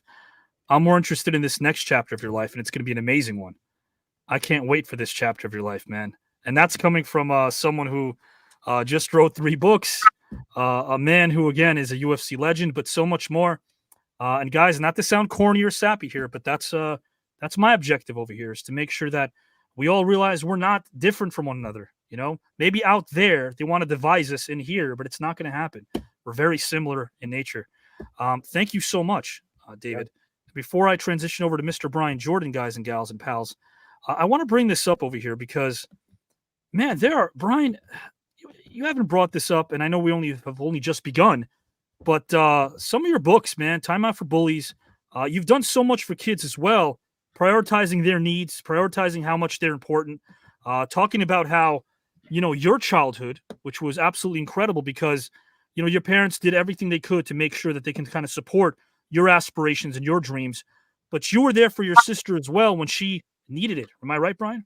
Yes. I mean, that's the most important thing is family. And my sister was going through a rough time, with her health. And my main concern was just allowing her to just focus on her health and just relax. And, I moved her down in my house and, gave her everything she needed to get back on her feet and get her health back. And, again, family is the most important thing, guys, at the end of the day. You're right about that. Guys and gals, again, please, as you guys understand, you're the engine that makes this thing go in the comment section. Again, 6-figure views, but guess what? It's the type of comments you're leaving here. We're all reading them, and we appreciate them. You guys are class personified.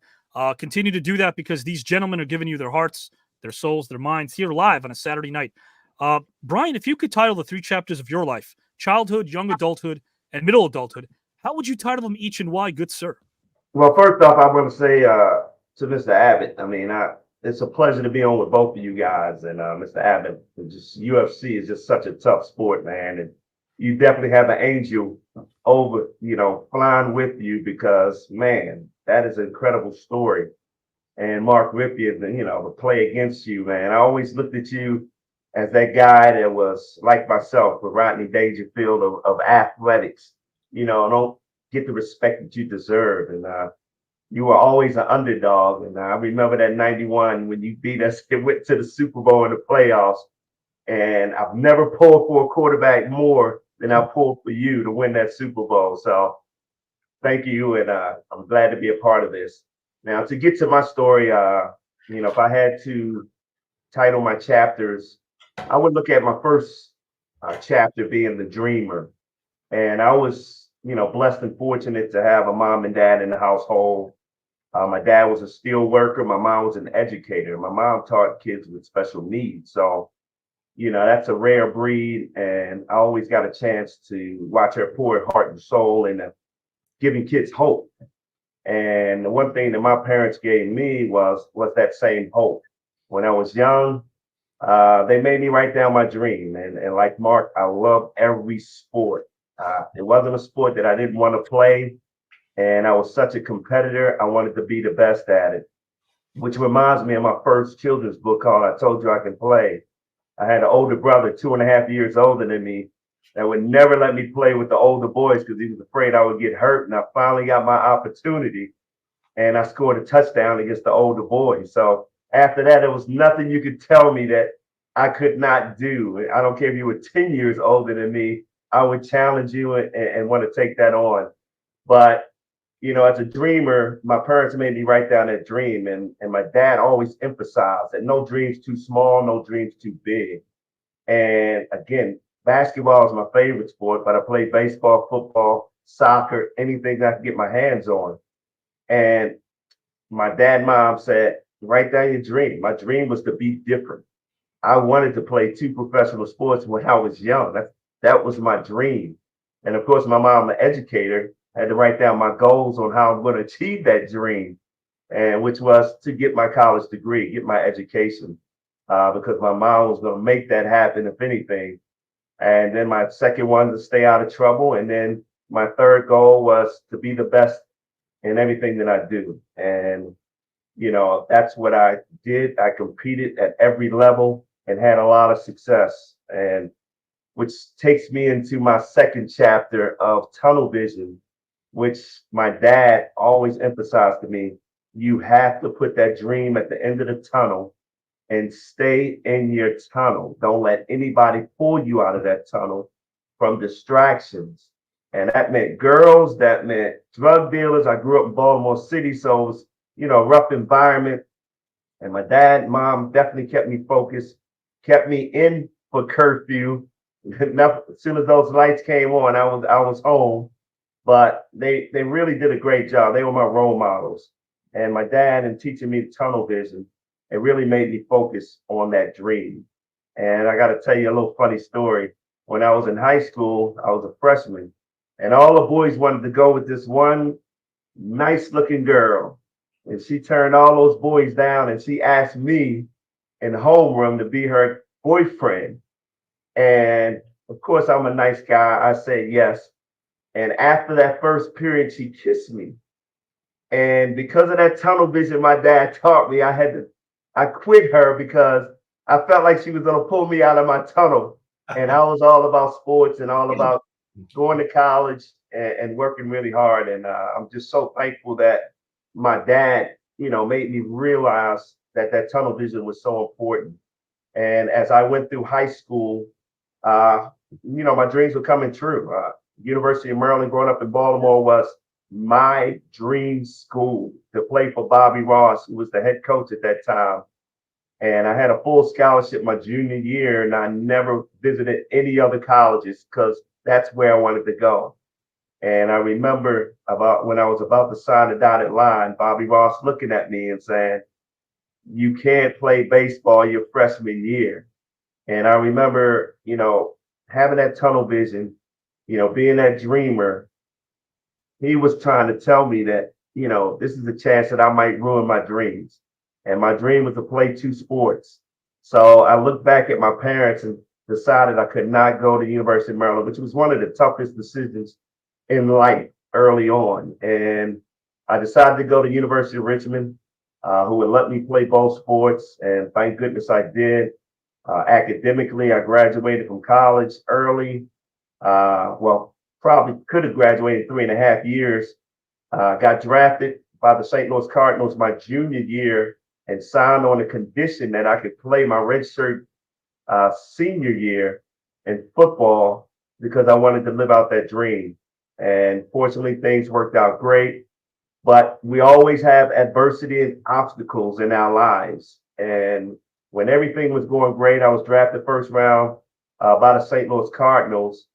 And going to University of Richmond, a smaller college, I really had to go out there and prove myself. And Mark, you know, the Senior Bowl is one of the most prestigious bowl games there is to up your value. And I had a great week of practice, and I played cornerback in college. So I was projected to be a third-round cornerback. And after a week of practice with Dan Reeves and the Denver Broncos, they had me projected to be the first or second safety taken in the first round. So here it is, my dreams are coming true. And in the first quarter of that Senior Bowl, I'm running across the field to make the big hit on Cleveland Gary, University of Miami. And I break my leg and dislocate my ankle. And this is when, you know, your Christian background kicks in because, you know, every doctor, NFL doctor told me that the injury was so severe that they didn't think that I would be able to play in the NFL. And Buffalo took a chance on me in the 7th round. I was actually running full speed ahead 3 months after the surgery, which was incredible. And it was a miracle that I was so focused and locked in that tunnel that I wasn't going to let any doctor tell me what I couldn't do. And so I showed up at training camp for Buffalo. And you know, those Buffalo Bills, their defense was phenomenal. As you know, Mark, you probably got hit by a couple of Bruce Smiths and Cornelius Bennett's. But I thought I made the team. And, you know, Marv Levy told me I was a 46-man on a 45-man roster. And I didn't leave the parking lot. Got a call from my agent. And there I was in Atlanta with Deion Sanders and Atlanta Falcons. And I ended up starting 3 years for the Falcons. And then I had to make a major decision and decided to go play baseball. And 15 years later, a great successful career in Major League Baseball. But to move into that last transition in that last chapter, I feel like it was the rise to greatness because I proved so many people wrong along the way that I could play 2 sports. Everybody told me, pick one sport, you'll be great at one sport. But I lived a life of proving people wrong. And, you know, I was fortunate enough to build that platform to take me to where I am today. And that's the most important thing to me is giving back. And I started my foundation in 1998, the Brian Jordan Foundation, providing scholarships for those kids who were less fortunate, that were intelligent enough to go to college but didn't have the resources. And boy, we have given out close to $1 million in scholarships. And it's been a thrill to see the kids be successful.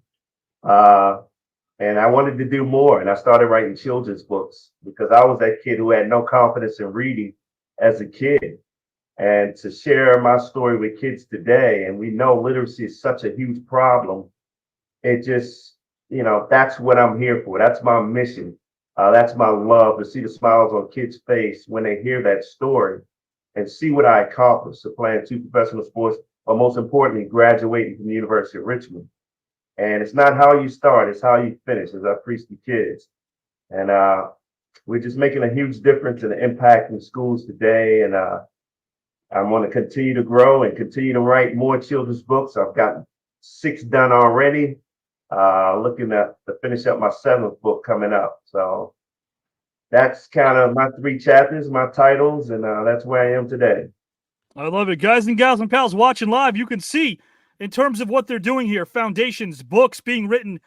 You guys can take my job. I'll tell you what, man, I've been writing too long. We got Brian Jordan writing books, Tank Abbott writing a trilogy, Mark Rypien and what he does for his foundation.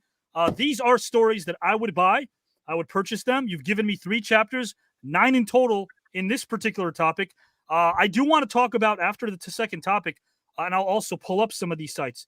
Of course, Mark Rypien's foundation, Brian Jordan, what he just brought up as well. Mr. Tank Abbott, and of course, David Abbott's books. We're going to delve into that as well. And guys, I want to bring this up also because if you go to therealtoddbridges.com, there is awesome stuff there. I know you guys are fans. You're familiar with Todd because he's part of this network. Not only do we have the Celebrity Network, but 70-plus talk shows filled with luminaries, not because of their name or their acclaim or their fame, but what they have to offer. And you're seeing it right now. You're finding out that these human beings right here do not need a medal or a plaque to humanize who they are. They're awesome human beings, and I love being able to sit back and have the best seat in the house. You know why? Because I don't have to vote. Right now, guys and gals, our judges will. So let's bring them in. I want to bring in Mr. Todd Bridges first. Mr. Todd Bridges is going to come in first. We're going to see how he votes and why. Good sir, Todd Bridges, the floor is yours. Wow, man, that was, everybody's story was so incredible. And it brings me to my life, always saying what I couldn't do and me proving them wrong, them telling me I couldn't get sober, but I'm 31 years sober, February 24th, them telling me that I couldn't stay out of trouble, and I have been able to do that, but you guys' stories are just riveting and amazing, man. All you guys' stories. I think the story that hits for me home the most, I think, would be David Tank Abbott's story. It's a health crisis issue that you go through. It's emotional standpoints. You're not realizing whether you're going to make it or not, because I've been there to where I didn't know if I was going to make it or not. I didn't think that I would live past 27, because what I was doing, I was trying to destroy myself. I didn't know how to stop. And for me, I brought God into my life. For me, I brought God in my life, Christ in my life. And for me, that really changed my life, because I realized that I no longer have to carry that cross or that burden by myself. I can put it on Jesus and God, let them carry that burden. All I have to do is show up, do my job, do what I'm supposed to do to make myself stay and live for today and not live for tomorrow. You guys, all you guys' stories are originated, but I think I got to go with David right now. And that's only because where his journey through life and what he's had to deal with, and he's still dealing with that problem.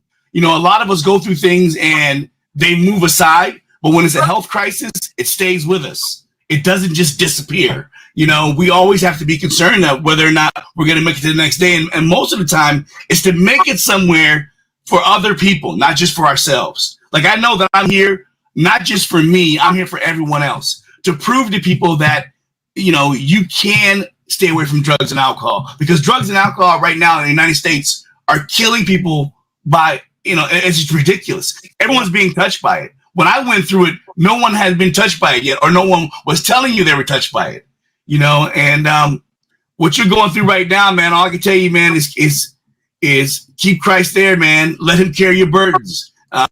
But I got to side with him. I think that God is looking at all of us. He wants us to, do the best we can. But at the same time, we're looking to go to a higher place, not just on this earth, but a higher plane. That's what God is waiting for us, to join him. And I got to side with Tank. It was tough one, though. Let me tell you, all you guys' stories are just truly amazing. It is, man. And I know what you're talking about, because I think it's Mark. It is, yeah. I read, I remember reading that when people lose a child, man, it's devastating to a marriage. It usually destroys a marriage. It does, man. And it's not that they hate each other, but neither one can really deal with it together. They have to deal with it separately to be able to get past it. And your story, man, Brian, with you, man, breaking your leg or, something happening where you were trying to move forward and go somewhere else, and people always telling you, doubting us. One thing about being a minority in this country, we're always doubted.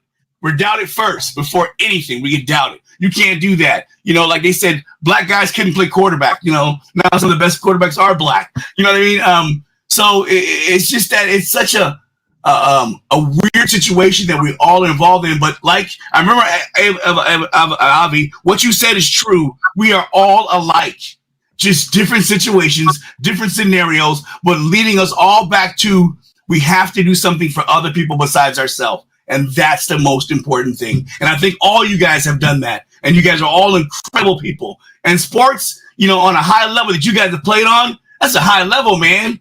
It really is a high level.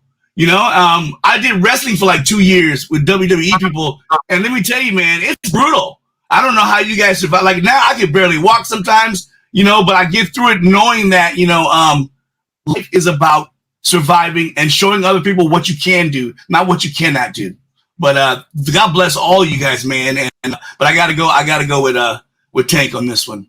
Well, bless you too, man. And really, Todd, again, someone like yourself who still inspires a lot of young actors and lets them know, hey, in any industry there can be pratfalls. It could be in any industry, but the fact that you've lived it, the fact that you survived it, the fact that you produce, the fact that you talk to kids and really kind of give them an idea of what's on the horizon. I love what you said, though. I love what you just brought up, because to me, it's like if you're still living with what you did yesterday, it's very hard to be very good at what you do tomorrow. Yes. And the way you don't cling on to the past is awesome. I'm glad I'm not in your shoes, because you're right. I mean, really, how do you take these personal experiences? It's tough, yeah. Jump with a vote. This is amazing. Guys, I want to bring this up again, not because, I want to do this. RealToddBridges.com. There's a lot of good stuff over there. I have to bring it up because Todd not only has been with our network for a long time, but again, really being able to get to know the human being that is Todd Bridges has been really a blessing for me. And Todd, I also know, hey, I won't bring up the Eagles tonight. I promise. Eagles won't be brought up. I won't bring it up. But if you do watch our second episode, it gets brought up. I'm just so glad they fired those offensive coordinators. Defense. How do you run 469 screen passes through the year? That doesn't make any sense. No. So glad they're gone. Man, start out great, then all of a sudden slump. We're all happy. We're gonna do it again. No, we're not. Oh God, yeah, guys and gals. The great Todd Bridges. I'm going to put you backstage momentarily, my friend. Definitely. Thank you so much for your heart and soul, man. Giselle, you're going to be judging tonight as well. Who do you vote for and why in topic number 1?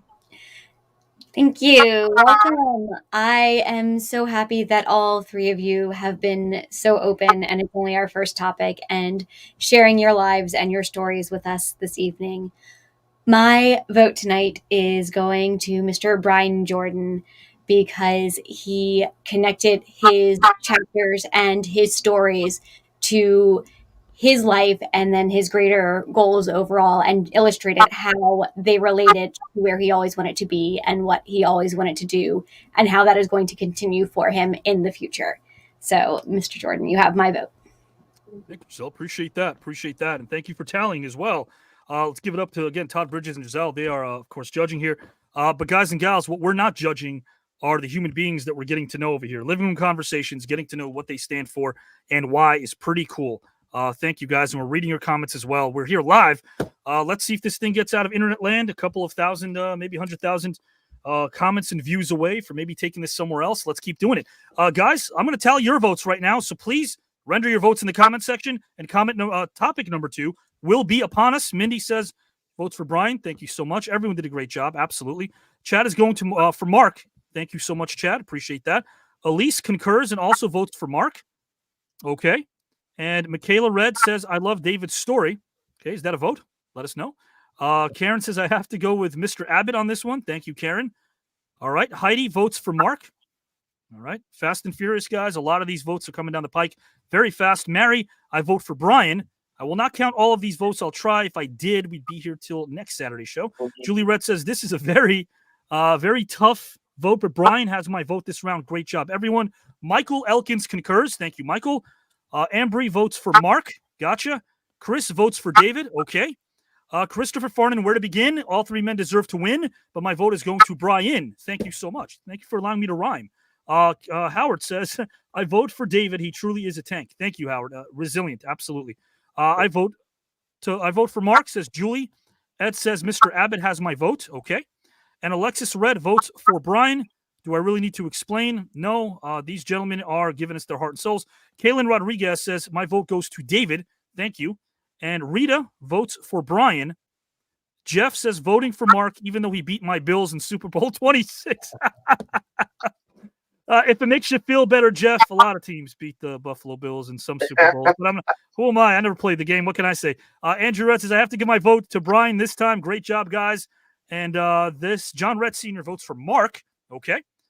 Sonia, I can only count one of these, but you got David. David, gotcha. Exclamation points included. Chris Clark, I wish I could say Frank the Tank. You can, and I guess you're voting. Are you voting? Let us know who you're voting for. Sheila says, my vote goes to Brian. Sheila, thank you for joining us tonight. Appreciate that. Let's see if we have some more that I've missed, and then I'm going to count this thing down, guys and gals. Okay, I believe I'm going to count this down if I missed yours. Lester votes for David. Tammy votes for Mark. Rebecca votes for Mark as well. Pulling up all these comments live so everybody could see them. Julie, got it, voting for Mark. Okay. Arissa votes for Brian Jordan, and Julie Red concurs and also votes for Brian Jordan. Guys, this is great, but remember, a lot on the line too. Trip for 2 to Greece, 13 grand. But again, to be able to win this tournament and what it stands for, over 100 Hall of Famers, Oscar, Emmy, Tony, Golden Globe, AMA, WGA, and Olympians all in this tournament. To be the one left standing will be pretty cool. Let's see. I guess I'll tally this up right now and start counting things down if I can, unless I see some more. There's a lot more. I can't pull them all up. So, guys, with that, 10, 9, 8, 7, 6. You know there's a 5 and a 4 and a 3 and a 2. Then there's a 1 and a 0. So, guys and gals, after round number 1, it's done. I will not let you know where the tallies stand, but I will let you know that topic number 2 is upon us. So I'm going to transition to topic number 2, which is something I call Out in the Woods with History. Of course, got to be history in there. There's timeless fairy tales of old, often tales that are scary and moody, that feature the deep, dark forest, where no one knows what is lurking around the corner. But throughout history, there's fairy tales and folklore, and the woods have been depicted as an eerie and threatening place. This place originates primarily for the mystery and unpredictability of dense forests, concealing hidden dangers, unknown creatures in the forests, in the woods. In olden times, the forest was uncharted territory, where danger could lurk around every bend in the trail. So you're essentially lost there. What happens if Mark, Brian, and David are lost there in the woods? It's been a day since they've eaten, and even longer since they've seen sunlight, but fear not. Help is here. Historical help. They'll need it because the divine unknown is ground zero for infinite possibility. So, guys, Brian is going to start things off right now for topic number 2. Brian, you're lost in the forest. It's been days. You have eaten in a day. You haven't eaten in a day. And sunlight is but a distant memory. You're running out of time. Survival is becoming harder and harder to fathom, but you're in luck. You aren't the only one experiencing this dire situation. There's a historical figure that stands beside you. If this were to occur, which historical figure would you prefer having by your side in the hope of finding freedom, shelter, food, and civilization? Which historical figure would you select and why? You'll have as much time to explain right now, my friend. Are you ready to go? Yes, sir. But I got to be honest, I would never be caught in the woods because I have a bug phobia. I don't like bugs at all. But me too. If I was stuck in the woods, trying to survive, which would be really tough because I am not a woodsman type of guy. If I had to look into history on who I would want with me, I would have to go with Harriet Tubman. Born in 1822, and at the age of 27, she was born into slavery. But at the age of 27, she escaped from Maryland and all the way to Philadelphia, which is amazing to me, to be a female, and nothing against females, to be able to find your way through the woods, the railroads, and into freedom. Well, it's just phenomenal. And not only did she find freedom, but she went back to bring her family and friends with her, which is courageous, honorable. And to me, you have to know everything about the woods, every trail there is, and every survival mechanism there is to stay alive. And so if I was in those woods, I would want somebody to teach me how to survive, for one, because I know nothing about being in the woods. And I would put my trust in a person that had the nickname of Moses. She saved over 70 slaves, and all of them made it out safely into freedom. So if history said to so, she's going to lead me to freedom, and I'm going to survive. So Harriet Tubman is my historic figure. I love that. Yeah, I love that, Brian. Thank you. That's cool. Yeah, when I used to teach history and bringing up Harriet Tubman, a lot of people didn't know this. I know you're privy to it too, but man, I mean, even before the Civil War began, she was fighting for the rights of women and minorities and disabled and the aged. And she became way more active with time. And a lot of people don't know this, but she became the first woman to lead an armed military raid in 1863. I mean, that's amazing when you think about that. I think you're getting out of the woods. That's what it looks like. Man, oh man. Guys, again, thank you again for your comments as well. That is Mr. Brian Jordan, guys and gals, who's delving deeply into who he would select and why. I will ask Mark to go next. I'll read this very fast. You're lost in the forest. It's been days. You haven't eaten in a day. Sunlight's a distant memory. You're running out of time. Survival's becoming harder and harder to fathom, but you're in luck. You aren't the only one experiencing this dire situation. A historical figure stands beside you. If this were to occur, which historical figure would you prefer having by your side in the hope of finding freedom, shelter, food, and civilization? And who would you select and why? Mr. Mark Rypien, are you ready to go, good sir? Yes, I am ready to go. Although I've been born and raised a Catholic my whole life, I would probably have to go with Jesus, as being my historical figure. When you're looking for survival somewhere, I mean, his gracious Heavenly Father above built this place. So I think he has a pretty good navigational process to get through a forest in some capacity, way, or form. As far as, getting things to eat and drink, he did turn water into wine. So I always have been very privy to a glass of wine every now and again. So I think we'd be fine in that regards. And, the old saying, give a man a fish he eats for a day and teach him how to fish. If he teach me how to fish, I'll eat for a lifetime, So if he can teach me how to fish in the streams that these forests usually have, I think we'll be good for food for a while, as far as navigating and growing up. Especially when it came to forests anyway, unlike Brian, I love fishing. I love being up in Canada, up in the Elk River there, fishing with my dad is one of the great memories that I have. So just to know that I would probably be in good hands with Jesus, but I have some good navigational things myself. If we did happen to get out and there was water, he was known to walk on water. He could maybe teach me to walk on water and get to safety at some point in time. So I think he would be my historical figure as far as what I look at. So thanks. I like that. And I would need all the help I can get with this blazer and ponytail. I wouldn't be good in the woods either. So I can concur. Trust me. There you go, guys and gals. Mark Rypien again, delving deeply into his choice and why. We appreciate that.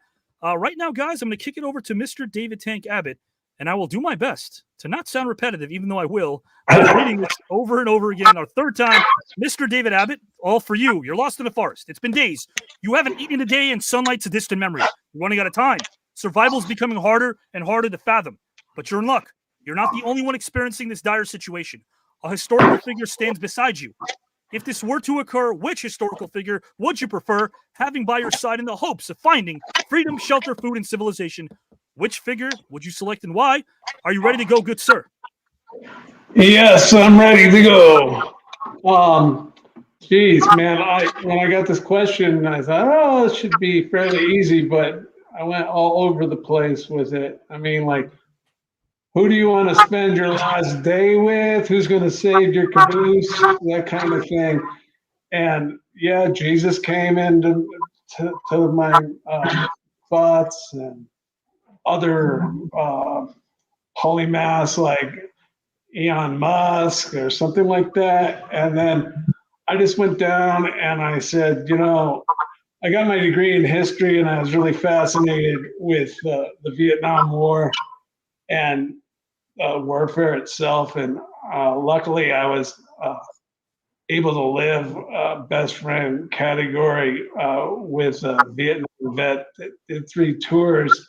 He absolutely worshipped a POW by the name of Major Mark Smith, whom he absolutely adored and loved anyways. So that got me on the POW MIA thing, and you were not forgotten. And I came up with Ernie Brace, the POW that almost did 8 years in the jungles and the Hanoi Hilton. And the things that man went through, firing squad, execution, making tools to escape, just his tenacity and his confidence to get through 8 years. He was staked in a pin, a bamboo pin, was 7 feet by 4 foot tall for months on end. And he ended up getting sent to the Hanoi Hilton, and only contact he had with an American was John McCain through a wall that he was tapping on. And so for living 8 years in captivity and everything they went through, I want a guy that's been there and done that, not talk about it like others, but somebody that's been there and done that. And that's a guy would want to be on my side in a situation like that. Somebody that's been there, knows what to do, holds himself together, he's confident, tenacious, and he made it through, and hopefully he could pull me through. I think he's probably one of the toughest men I've come to know about in my life. Absolutely. I appreciate that, Mr. Abbott. Thank you so much. And again, guys and gals, for those that don't know, to give you a bit, I haven't really heard that name in a long time, but that's such a very interesting choice as well, because this is a man that escaped. I don't know when it was, 67 or 66. He escaped and was only escaped for a few days. And then he was caught stealing food from a village. They returned him back to his cage. His legs were put in stocks. They were bolted. Again, talking about him was a no-no in class, but I still did. He was recaptured again. Then they buried him up to his chin, if I'm not mistaken, for 7 days. And he hit his low point. He tried to hang himself, but he didn't. The guy kept trying to escape. And, finding freedom the way that he did. He did meet John McCain in that cell next to him. And when he told his story, he told about stories about people being starved to death. And when he was captured in Laos for the last time, he wasn't necessarily depressed. He wasn't necessarily trying to escape again. He said, I'm going to put my faith in God. You know what happened the next day? He was freed. That's pretty interesting. He said, I never talked to God during that time till that day. Never spoke, never asked for help internally, spiritually. And then when he did, next day he was a free man. That's interesting, man. Vietnam was a crazy time. Yeah. No leadership, right? Of course. We know what happened, of course, to Kennedy. And of course, Lyndon B. Johnson didn't want to take over in 68, didn't come back in April, decided not to run again. Nixon, despite foreign policy accomplishments domestically, we know what happened. So yeah, no leadership. Incredible stuff here from Brian Jordan, Mark Rypien, and David Tank Abbott. And guys, just like that, we have one more topic to go. I know that these gentlemen all want to see if they're going to move on to round two. We're going to find out. Let's bring in our judges. First, an amazing human being, Todd Bridges. The real Todd Bridges. I like the word real because that's who he is. Mr. Bridges, my friend, the floor is yours. Yeah, I was listening to Brian. I was with you because I was thinking about Harriet Tubman, but then Mark got to bring up Jesus because because that's when I was going that direction. Harriet Tubman. Then when Jesus came up, I started thinking, man, because I don't mind bugs. I like forests. I go camping a lot. I'm all into that. But I'm like, man, if I got hungry, Jesus can get me food. If I was thirsty, I could drink. Jesus could drink. And then if I passed away, I'm right there with Jesus to confess my sins and go right to heaven. So, hey, Tank, I don't know if you remember me, Tank, but I was with you when I fought Vanilla Ice. You were in Vanilla Ice's corner. Yeah. Yeah, poor Vanilla Ice. I did beat him up quite a bit, but but yeah, I got to unfortunately go with Mark because not unfortunate because I love Jesus, but he brought that up and that hit me right home right away because if I'm with Jesus and I'm in that forest, man, there's so many possibilities. And then the fact that I can ask him questions about things that happen that I want to know about, that he can tell me about, that and then I'll be saved. I'm saved right there because I'm with him. Yeah, I love Jesus, man. He saved my life. He brought me to where I'm at today. And every day I speak to God and every day I hear God's voice, and he's been amazing in my life, turning my life around and helping me to turn others around. So I got to give my vote to Mark this time. Thank you, Mark. Jesus is strong. Well, so are you, my friend. As humble as you are, I want to bring up some comments. Love Todd's energy. Todd is awesome as a judge. Absolutely love you, Todd. That's from Heidi Hannah. Thank you so much, guys and gals. Because Todd, hey, listen, Todd's in this tournament too, guys and gals. So maybe he's checking out some of the competition. But at the end of the day, I gotta watch. Doubting, but really, man, I love what you just said. Give it up. You got to give it up, and I love that. Got to give it up to something bigger than all of us. Todd Bridges, guys. Todd, I'm going to put you backstage momentarily, my friend. Yeah, definitely. Thank you, guys and gals. Again, therealtoddbridges.com. A lot of great stuff over there. And again, it stands for something positive. So go check it out. Right after this topic, I want to talk about the foundations and the books and everything else. It's going to be a lot of fun to explore that too. And thank you, guys and gals, again for another record-breaking night last week. Let's do it again tonight. Let's get your votes, guys. Let's get your votes. And topic number 3 is upon us. Everyone has different questions for topic 3. Let's see how that goes. All right. Let's see what we have here right now. Yeah, amen, baby's right. Let's see. We have a vote here from Howard, I believe, if I'm not mistaken. Let's bring in Giselle and see who she votes for and why for this topic. Hi. If I was lost in the wilderness, I think food would be the last thing I would worry about because there is actually a wonderful, sustainable source of food for us in bugs. Crickets, very tasty. Lots of Asian countries eat scorpions and spiders and all kinds of things. So I'm with the bugs on this one. But my vote is once again going to go to Mr. Jordan.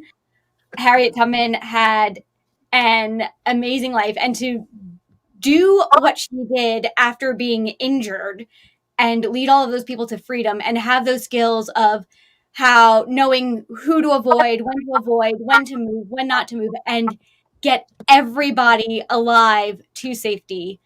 She would have some incredible survival skills. So my vote is for Mr. Jordan. All right, gotcha. Which bug are you eating, Giselle? I'm pretty partial to crickets. I like them. Had them a couple different ways. They're great.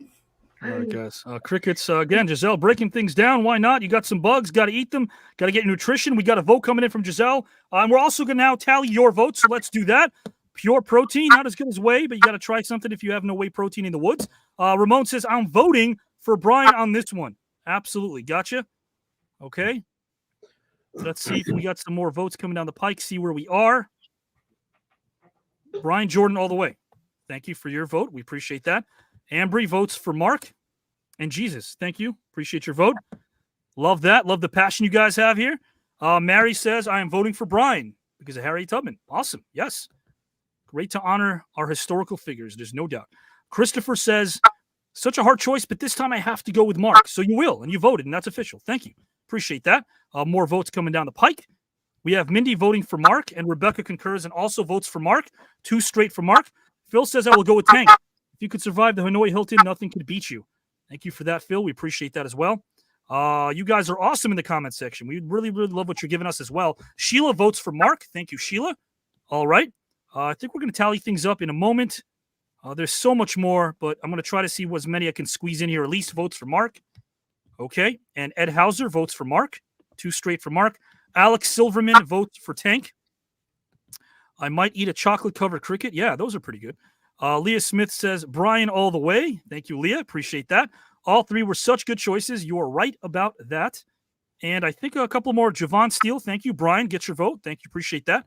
All right. My dad has had a liver transplant saved by a donor. My vote's for Tank. Thank you, Lisa, for your vote as well. Julie votes for Brian. Jeff votes for Tank. Okay, this is real close, guys. We haven't had a ton of ties. We've had a few. And will that happen tonight? I don't know. That was a solid point made by Brian. Vote for Brian. You guys saw the intro. A lot of people did not make it to round 2, but this thing is close. Leah votes for David. Gotcha. And Caitlin votes for David. Chad votes for Mark. And I, right now, will rest the old index finger because it's topic number 3. Let's go to topic 3. Our final topic of the night is upon us. 2 out of 3 will advance to a field that's got it's still to come at the Shank at the 11th hour of this first round. One of the greatest directors of all time. One of the greatest gymnasts of all time. Some of the best film stars of all time. Still competing all the way to the month of March at the very tail end of round number 1. It's going to be fun. This is a thought-provoking question or questions for everybody. It's way different because you have to ask the whys. Sometimes you have to ask the whys. If you don't ask the whys, you may not get the answers you want. David, you're going to start this thing off, my friend. The question I have for you is, and everyone gets a different one here.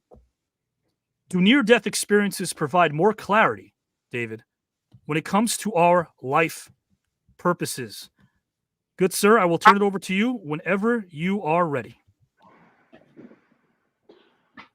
Wow. Absolutely. I have died, and I'm definitely not the same person I was before. It's life-changing. Anyways, yeah, I guess the best way to do is to rewind to the start. And I used to like to have a lot of fun, and I did. And I never believed that alcohol could kill me. And I was Tank Abbott, knowing nobody or anything could take me out. And alcohol definitely did. And when it did, it came up on me, and they said, hey, guess what? You go die for like a year and a half, and then we'll give you a transplant. Well, that's like, go think about your life for the next year and a half and figure out where you fit into this giant scheme of things. And you come to realize not very much. You think at that point in time, I thought the whole world rotated around me and how I was wrong. It was just, it had to happen, I guess, looking back on it. But what a piece of humble pie. What a way of thinking of your existence, your existential being, and what you're going to do, and who, what, why, question after question, and just like, wow, I couldn't have gone there before all this happened to me. And it's just like mind-boggling, shaking. I mean, to die, I didn't realize, I told you physically when I was taken away from my life, but when I found out that I died on the table, I have a remembrance of water, like a hose, a giant hose shooting down on me, and I'm reaching up, and I was just swimming and fighting, going, no, no, no, I can't do this. And I felt the desperation. I'm like, oh my God, I gotta get over it. And I broke through, and it was just like, oh my God, what is this? And then all of a sudden I was like being wetted down with like this warm feeling, and I was like, oh, this feels so great. And then all of a sudden I woke up and I said, hey, you know what's happening? You're dying again, dude. You can't do this. And I just started fighting again, and the hose came on, and I was like drowning, but I had to fight through it. And it seemed like forever. And I finally popped out again. And I was like, I just knew it wasn't going to happen again this time.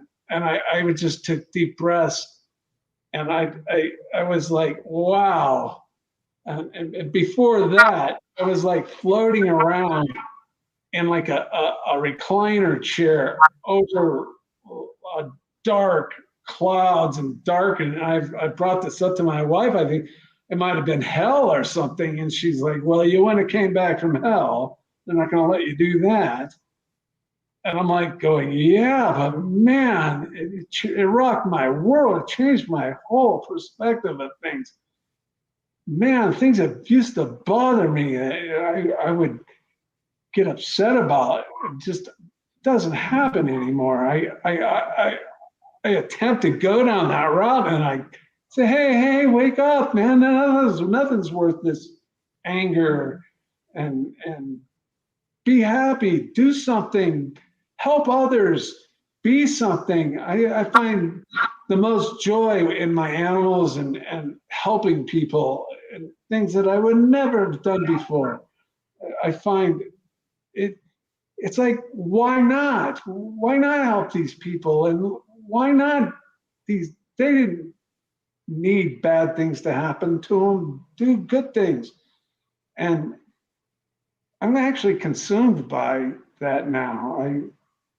Just to do good. And there's a little bit of me that wants to go, oh yeah, and get mad.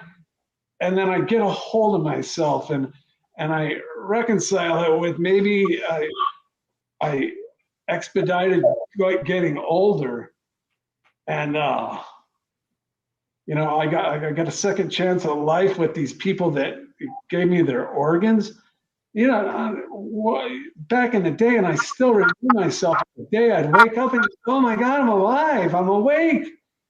And it's so easy not to understand until it happens to you.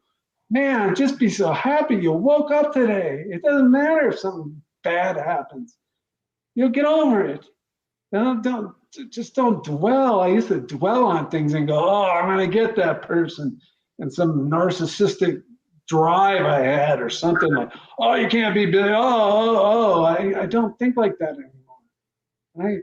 I was in a tough guy business, and the whole notion is like a joke almost. It's like I've moved on beyond that. I don't think like that anymore. Yeah, now and then I go, I could take that guy out, but that's just my instinctual thing going on. But like, oh yeah, I'm not that old, that kind of thing. But just that when it boils down to it, it's not worth getting mad over just the littlest things. And I'm just happy to be here. I'm so grateful, and I can't tell you, the alternative just is not good. And that's how I sit now, and I don't dwell on anything. I live out in Scottsdale, out in the desert of Scottsdale, so I look over the mountains and just meditate and peaceful, no sound, no anything, and think a million thoughts about a million things, and hope everybody's just doing okay, except for a few chosen people. But that's how it's changed my life. It's not all these things that people worry about are so what? It's like, oh, you have a nice car? I hope it makes you happy and your car works good, but you're doing it to make other people mad or whatever. Why? What are you doing? Go out and have fun, man. Do something that makes you have a laugh and a smile and go, that's awesome. And if that's doing it for somebody else, awesome. Just gotta be positive. I guess, that's kind of like a cliche thing going on. Every positive. But in reality, it's true, man. There's no space in this world for negativity. And that's where I'm at right now. Left foot in front of the right, man. Sure. Governor of my own private Idaho, having fun. I love that. Thank you. And you know what? You're right. What you said, like there's going to be plenty of bad things that happen to us, and God forbid our families. Why sweat the stuff that is so small and minuscule when we know there's going to be challenges that actually matter, that will grab hold of us and say, hey, now you got to start worrying. We'll have that. That's part of life. So once we get to that point, why be burnt out by stress that isn't really that stressful to begin with? I love what you just said. And I want to bring this up to you as well, because you're a great writer, David. Yes. I had sort of a protege years ago, and he brought something up. He said, I don't think that the studio really liked my script so much because it was badly written. But I said, you know why they greenlit your script? He goes, why? I said, because it resonated with the readers because of the characters. They represented the truth. And you represent the truth, and that's why you resonate with people. And I'm not just saying this because it's the nice thing to say, but Mark and Brian are the same, and so is Todd, and everybody here, Giselle.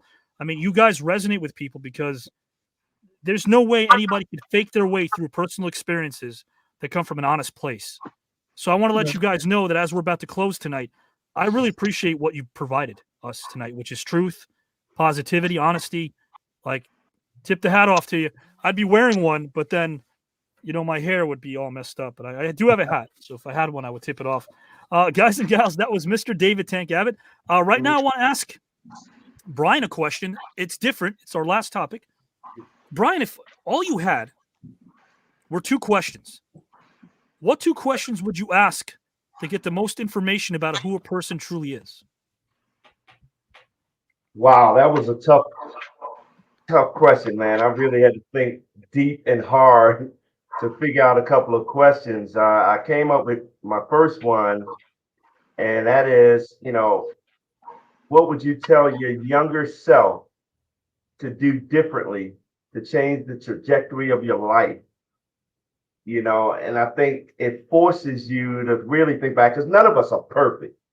And I would really learn a lot about a person if they go back and they want to make some changes to where they are today. I think, again, it really makes you think about it.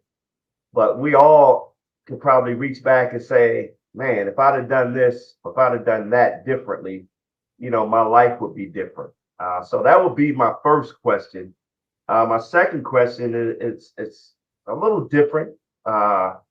Would be, if you had to rewrite a chapter of your life, what would it be and why? I know I wish I could go back and rewrite that breaking my leg and dislocating my ankle in the Senior Bowl, because that really changed, my life in a sense. And we go back to Jesus. If I didn't have Jesus at that moment, things would have been different. But if I wouldn't have played in that Senior Bowl, could it have been different also? So it's a lot that you can ask, and you would really want to know about a person. If I had to figure it out, those would be the questions that I would, say, or ask. So that's my 2 questions, Avi. I appreciate that so much. Absolutely. Thank you again, man. I love your faith, and I love how you love speaking about it. That's refreshing. Guys and gals and pals, again, we're going to give it up to Mr. Todd Bridges, because after Mark will answer his question, Todd will be up over here. Todd, again, thank you for being here and really giving us your presence and your honesty, my friend. Mark, my question for you is, what do you think your future self will remember about you now?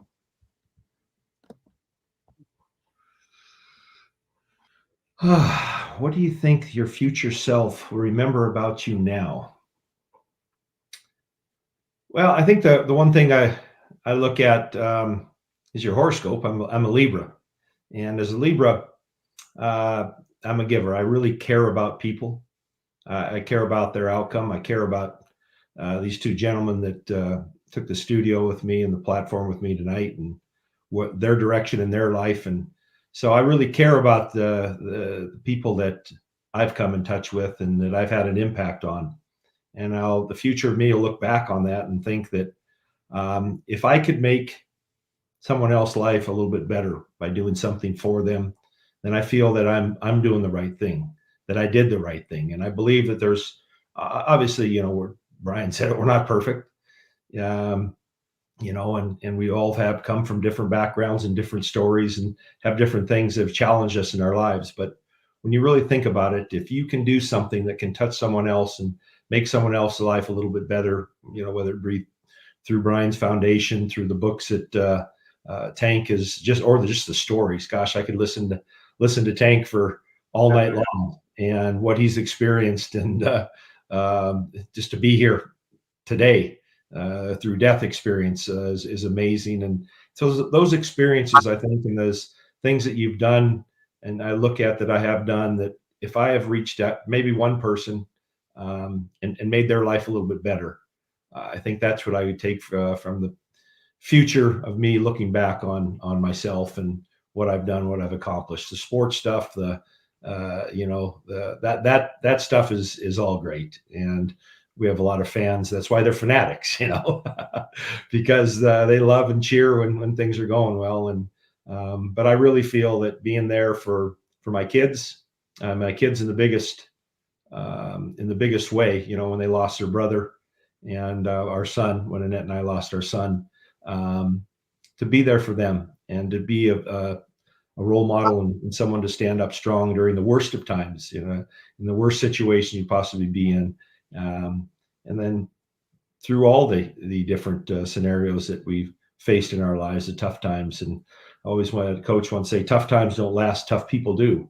And it's wonderful. These two gentlemen that are with me today are both tough sons of guns, that have been through the battles of not only their sport but life in general. And to come out that other end is just amazing. And I'm grateful for that. And I'm grateful for the things the future me could look back on and say that I was excelled at and did good with. So thank you. Thank you, Mark. I appreciate that. And guys and gals, before we turn it over to Mr. Todd Bridges, I want to bring this up too because it resonates with me. All of you, everyone that's been on this screen tonight, all 5 of you have been on this screen actually. You have everything you need to deal with whatever the world can throw at you. And it's through these stories that I can tell the people here would agree because you're inspiring them. And I want to let you guys know that all your stories that are resonating with the masses right now, the messages we're getting with people saying, hey, Mark, David, Brian, Todd, they're no different than me. And you're right. They're not. What they are great human beings that use their platform to remind you how we're all the same. Thank you for that, guys and gals, again. And thank you to Mark, David, Brian, Todd, Giselle. Right now, I'm going to turn it over to Mr. Todd Bridges.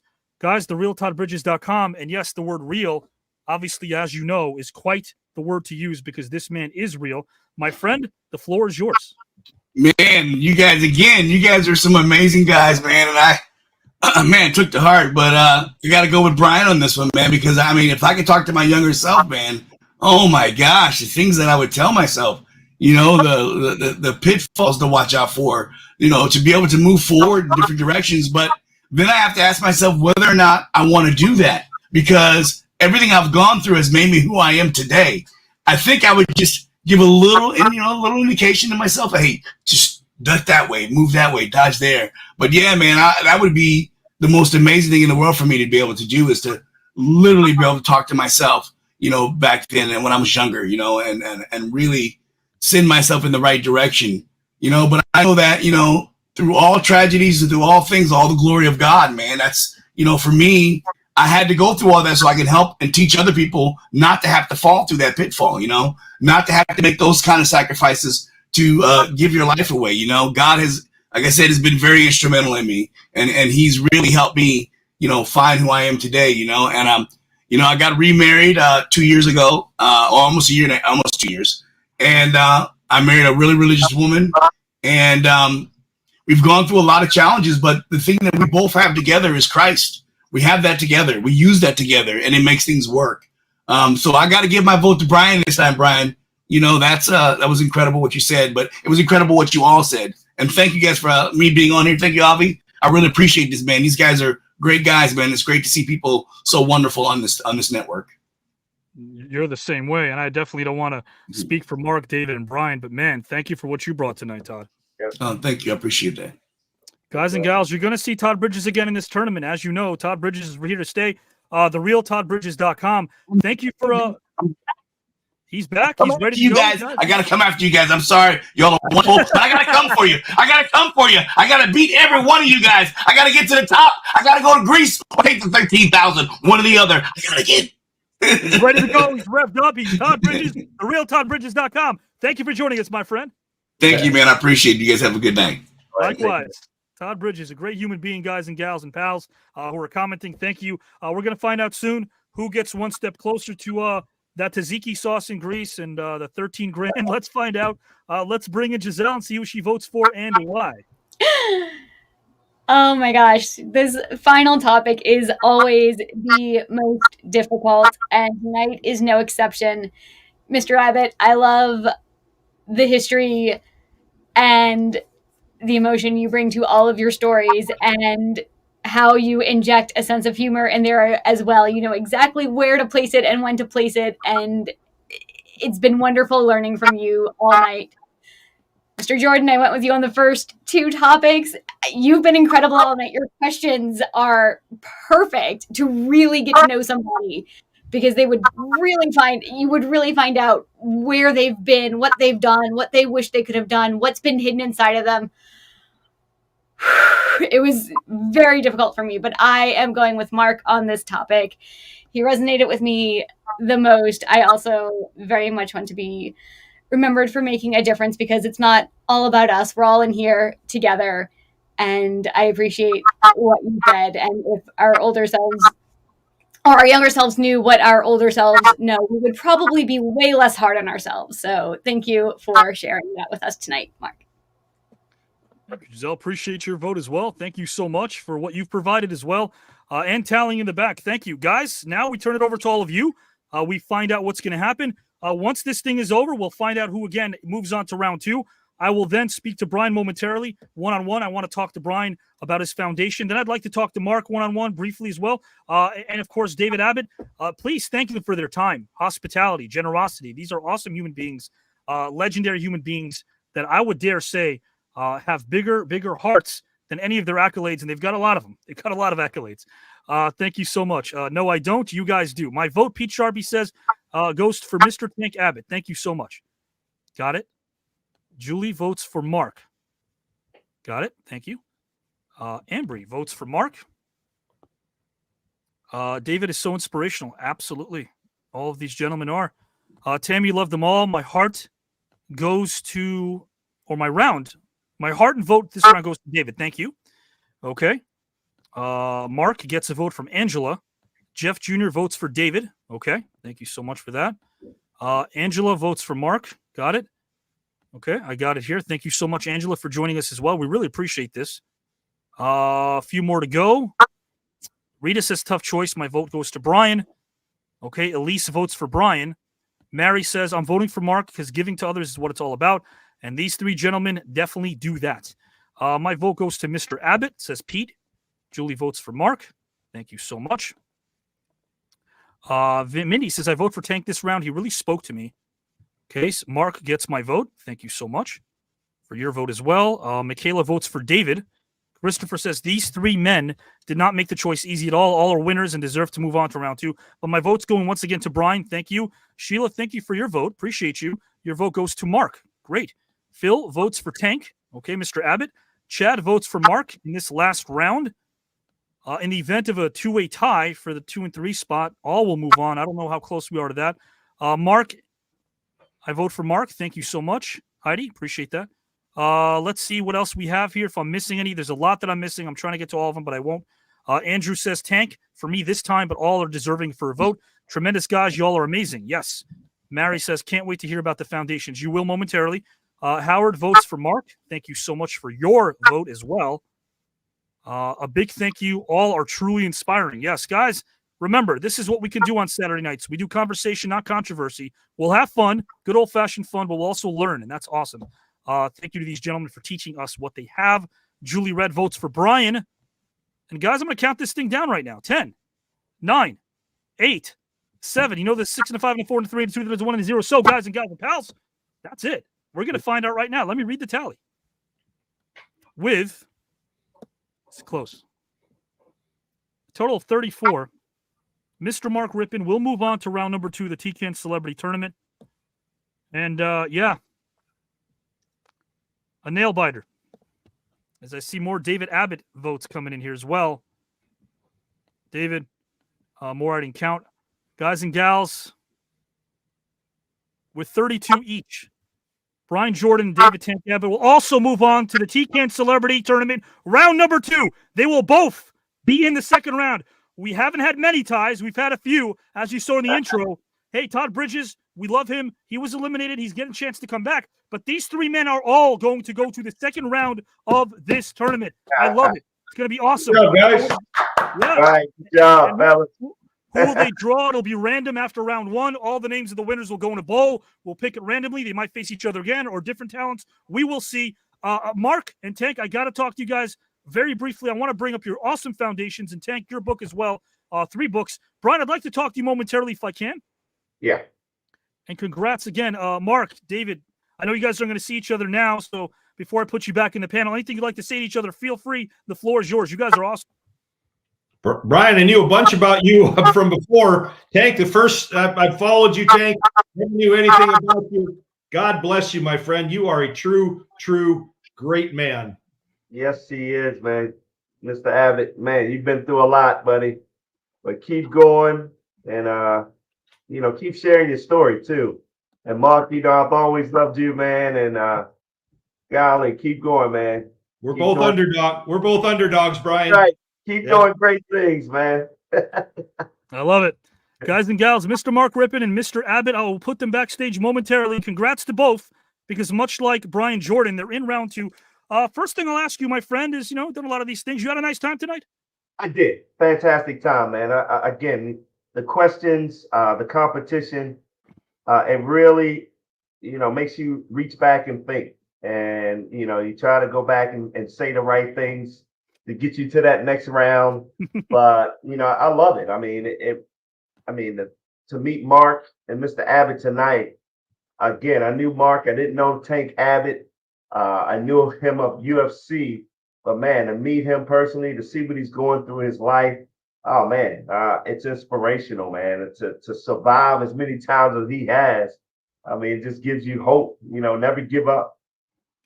You're right about that, my friend. And we learned a lot about you as well. And we're going to find out more about your foundation just very quickly now that you're officially in round number 2. How do you feel about that? No matter who's there, you're here to win. We found that out. Yeah, no doubt. I'm here to win. And I'm happy I made it to the second round. Appreciate the fans who voted for me. I got a little taste of it now, so I'm really going to run with it and take off because I want to go to Greece. I want to win that money. Hey, my family wants to smile, so everybody's pulling for me. Well, you know what? I'm pulling for you too, because speaking of smiles, you make a lot of people smile. Nothing more important than children. Guys, take a look at this right here. This is the Brian Jordan Foundation. We're looking at a man, guys, who won't bring this up, but I will. This is an Emmy winner, a broadcasting legend, a football and baseball legend. But when you pull this up, there's so many great features. For instance, if you click on programs, and as Brian brought up, in 1998, he founded this foundation. Helps children strive to reach their full potential. I'm going to navigate through this site over here. This is awesome.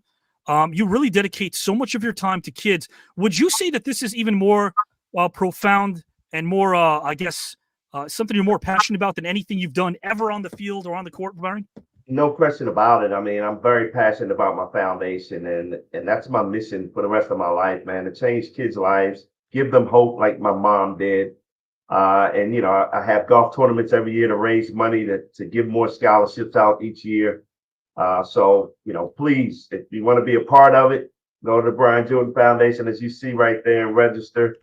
We have a lot of fun, have a lot of celebrities there. And heck, I may be calling you, Ivy, to try to get some more celebrities to come in, man. And you got it. 100%, man. Guys, again, please visit this foundation. As you know, I will keep mentioning this. Not just tonight, but every week, because it deserves to be mentioned.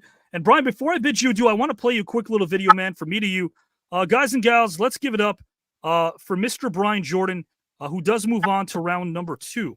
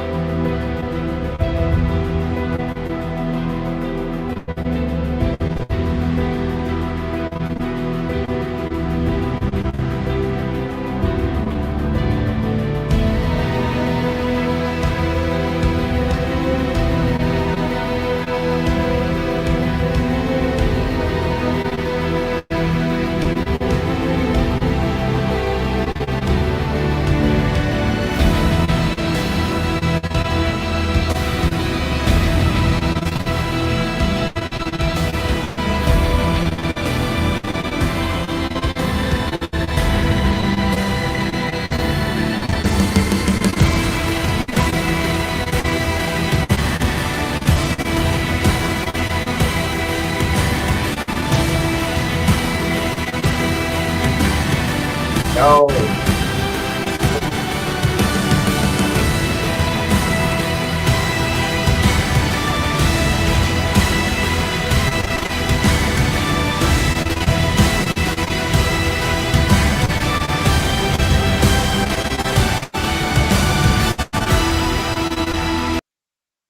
Welcome to round two, my friend. I appreciate that. That's awesome. Anytime. Well, Brian, I got to tell you, I've loved getting to know you. We'll love continue getting to know you. Thank you for what you stand for. Thank you for the foundation, and I hope you enjoy the rest of your weekend, good sir. Thank you, Avi. Appreciate you, man. Looking forward to the second round, buddy. Likewise. The great Brian Jordan, guys and gals. Absolutely. Guys, I want to bring in Mr. Mark Rypien for a second if I can. Mark, I hope you're ready to get your roses because you're going to get them, my friend. Man, oh man, I got to ask you the same question. Being with the media for many, many years, being in front of the media, of course, you've been a part of many interviews with your successes. Did you have fun tonight? Oh, I had an absolute blast, except you threw a curveball at me. The third question you sent out to me wasn't the question you asked me. And I go, oh, I got to scramble around. Oh, gosh. Here. Yeah, so it was good, but you got to be ready to go. God Almighty, I'm so glad you're in round number 2, top vote getter tonight as well. Man, oh man, Mark, I got to say this to you as well. Before I bring up some stuff again regarding your foundation, which is very essential for me to bring up. Sure. You heard what Brian said as well. You have a winner's mentality. Now that this is all said and done, looking forward to round 2. Oh, absolutely. I mean, first of all, those two guys are winners themselves. I mean, Tank is. What a great story. Like I say, they were just absolutely amazing. Brian, I've admired for so many years, played against him, when he was at Atlanta for two of his 3 years, and great football player, and obviously chose the right sport. And more importantly, I think he just wanted to prove people wrong, which I think both of us, come as he was a 7th round draft pick in the NFL, as I was a 6th round pick. Myself and Tom Brady, are 6th round picks, right?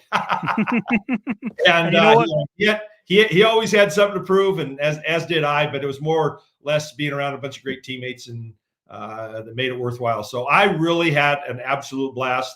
This was great. I felt like after this, last 2 or 3 hours that I know these guys like they're my best friends. And 100%. Having your format, the way you did it, and the questions, you made us think a little bit, made us have a little insight to who we are, where we come from, and I think it was just awesome. So thank you.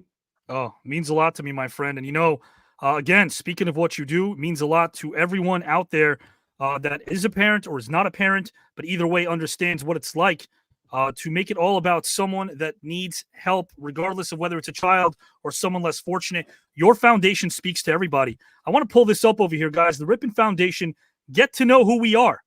I implore everyone to make a donation. Mark will not ask. I will, because what they do is tireless. What you and your family do, get to know us. Impact, joining our team. Let's click joining our team, guys. It's very easy to do. Be a part of something special indeed.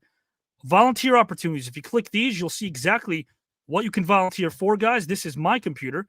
But trust me. Avi, I've got to stop you there real quick. We as the Rypien Foundation merged, just being a small community. I think I mentioned earlier in the monologue that we merged with the community Coaches versus Cancer, switched to Community Cancer Fund. So the Rypien Foundation is now under the umbrella of the Community Cancer Fund here in Spokane. So anyone that's out there listening to this and wants to get involved, the Community Cancer Fund does wonderful work, both for adults and children. That's one of the reasons why we did it, so we can help both entities, and as far as their not only necessarily their research, but their quality of care for children, their quality of care for, there it is right there, their quality of care for adults. Sure. It's amazing cause. We have one big golf tournament we do, and a lot of these Hall of Famers are actually on there. Marcus Allen comes out and plays in the golf tournament. Yes. We do it in the summertime, and in July we raise $5 million. We've had Eddie Vedder play on Friday night, one of our outings. We've had Journey play on Saturday night down at the end of the lake. So we've had some great acts come in and help our cause, along with wonderful people that obviously give the money and donate to such worthy causes. So if any of you are out there, join the fight with the Community Cancer Fund.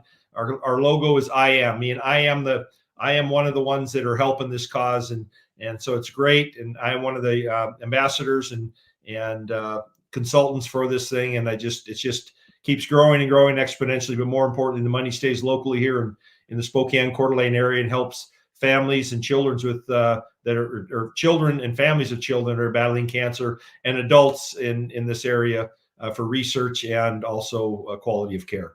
I love this. I love how, again, it's innovative, but it's also has a lot of strength behind it, because when I think about something like this, I know it's never going to end. And you've dedicated yourself to a mission that won't ever end, but that's what makes our life fulfilling, is that we know we're not going to solve the world's problems, but the fact that you're still putting your life on the line for the remainder of your years to do something for others that do need that bit of momentum, that need that inspiration, for you to do that wholeheartedly speaks to me, man. It really does. Thank you, Avi. And one of the programs we ran and still are running is you think of basic things, when a child goes in for treatment, they're in a room for a long period of time. We want to get them out of their room. So we had music therapy, art therapy to get them out to be great. Mainstream. We had an outdoor terrace we turned into a little basketball court on the cancer ward up there. We had kid cars. So now these kids can actually put their IV poles on the top of their kid cars. They can, nurses hate it, but love it really, because they're out doing what they do best. And then our last project before we merged was we did the Andrew Rypien School, which is for any child that's in the hospital for a long period of time, can stay up with their studies so they don't be ostracized and with their peers, for not being graduating in the same class or the same age as the kids that they're with. So it gives them a fair playing field to not only battle the illness that they have, but also graduate with their peers in the right direction. I really love this. And guys, again, I'm trying to work my fingers as fast as I can, because this is something also worth pulling up. Absolutely. The Andrew Rypien School Program at Sacred Heart Children's Hospital. Yes. Man, God almighty. I know this is personal, but I have to say this to you. I speak from the heart. I don't mince words. I know that you already know this, and everyone close to you knows this, but I know that Andrew appreciates everything you do. There's no doubt, because I've made a friend very quick, and you got me for life, my friend, and I'm going to support you any which way I can. That's from the heart. Appreciate it, Avi. And like I say, it honors Andrew and keeps him close to us, even though he's not with us physically, he's with us spiritually, and we'll all be able to use him, the school up there to help other kids and help other families that are going through the same situation we went through. Well, my friend, before we bid you adieu, a couple of minutes as well. I hope you enjoy this, guys and gals. The great Mark Rypien is in round number 2. Thank you, Avi. All kidding aside, as the most valuable player in the game, if I embarrass you on network TV, I apologize. This is a young man who believed in himself. George Michael. Last year, the Redskins said, well, you haven't proven yourself yet. We're not going to give you the big contract you and Ken's manager, a very nice gentleman, and his agent, want. So he took a gamble with the Redskins. They did not give him the big contract. In fact, it was a one-year deal. I'll tell you that one of the bonuses was, we'll pay you a lot of money if you become the Superbowl, the MVP. Yo, Jack can't cook and Charlie Casserly. He made it. Gonna cost you. You guys feel like $1 million? Don't you just sit there and be polite. I am going to be polite, because I feel we're very fortunate. Great, and you couldn't ask for a better way for a season to end and a better scenario for myself. And I'm looking forward now, like I say, to hold my head up high for the next 5 or 6 months, to know that they can't take away from us, George. This is it. We're the world champions, and we can tell our grandkids and our grandkids that this is the time of our lives at this point. Take a touchdown, Biner or Clark. Tell me about those touchdown passes, either one. Well, I think Biner's was the best, because the whole week in practice, the coaches kept telling me, hey, look for the flat first, look for the flat first, look for the flat first. Of course, I'm looking in the end zone for Gary or Art, and this play in particular, I just dropped back, and first guy that came out was Ernest. Came out of the flat and had a step on the defender and laid the ball out there, and he did the rest with it. The Gary Clark pass play in the third quarter? The Gary Clark pass play was set up by about 6 or 7 times. We ran that crossing route inside, but every time on the third down formation here, he made a great fake inside, brought it back to the outside, and just let the ball out there to him. So it was mainly Gary on that route, ran a great route there. I tell you, what a great player. Look at Mark Rypien. Point up to my cousins up in row 234 and my wife in row 231 there.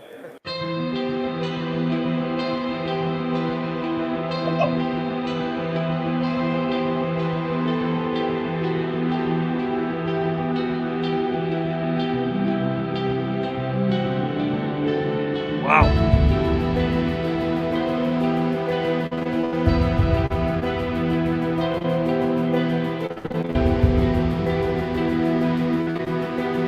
Avi, I was inducted in the Polish American Hall of Fame with Jaworski. Sure. Oh, with Ron. Yes. Yeah. Both him and I are pull-ups.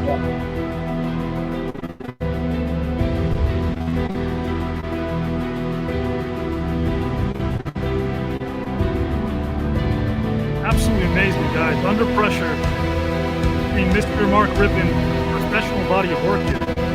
Incredible. You're only as good as the guys up front, Avi, and those receivers. Gosh almighty, Mark, again, I mean, the fans are saying it themselves. They remember your fighting spirit, what you brought to the field. Oh, my gosh.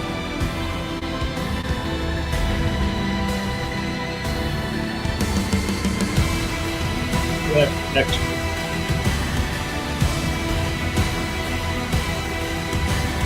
Oh, spiral. That's unbelievable. Look at that spiral. That's uncommon, a spiral. Yeah. Huh. Picture perfect. Picture perfect. I tell you guys, give credit to NFL Films what they captured. Yeah, Steve Siegel, but one thing and his dad were great. Great for the game, the NFL game. I love it. I love seeing the fans having a great time. This is great.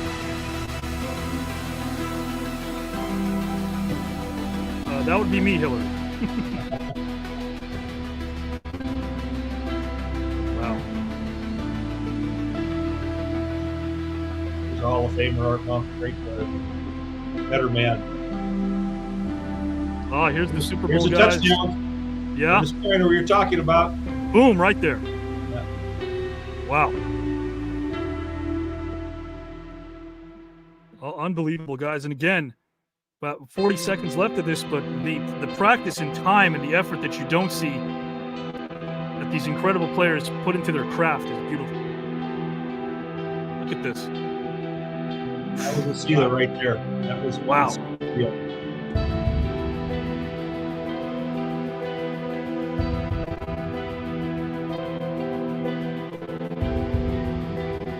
Yeah, you're right, Phil. He is a superb quarterback, and you're a Giants fan. But hey, Mark was a Giants fan when he was a kid. I also had to play against the greatest player to ever play the game, Lawrence Taylor, Phil. Yeah, there you go. Yeah, he was unbelievable. Wow.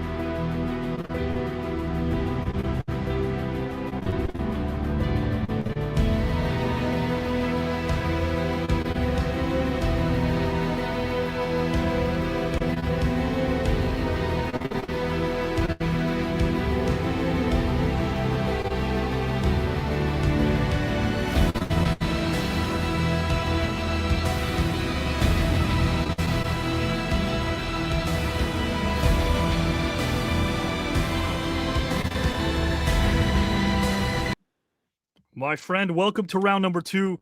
Thank you again for joining us tonight, and I cannot wait to touch base with you again. Thank you for what you do, my friend. Avi, you do an amazing job. I appreciate you and appreciate this format, and it's a lot of fun. You know, when you first see this, surreal kind of like, all right, what did he do to pay these guys to say that? You know? What is he doing that actually gets him so excited about it? And it happens, and it really makes you think, like, when you're done with this, you got 2 other friends now that you never knew anything about. And like I said, I knew Brian a little bit, but I didn't know Tank that well, and just got a really great appreciation for him. So I can't say thank you enough, Avi, and look forward to round 2, because what they say, Efkaristo, Parakalo, we're going to Greece, baby. I love it. Thank you, Mark Rypien, for joining us. Have a great rest of the weekend. Thank you. You too. The great Mark Rypien, guys and gals. God almighty, David, what a night it's been, my friend. And I love seeing the comments about that are directed towards you as they get to know you. I love Mark being open. I love Brian Jordan being open. Todd Bridges being open. From what Todd said, you were right there when he kicked Vanilla Ice's butt. That's pretty funny.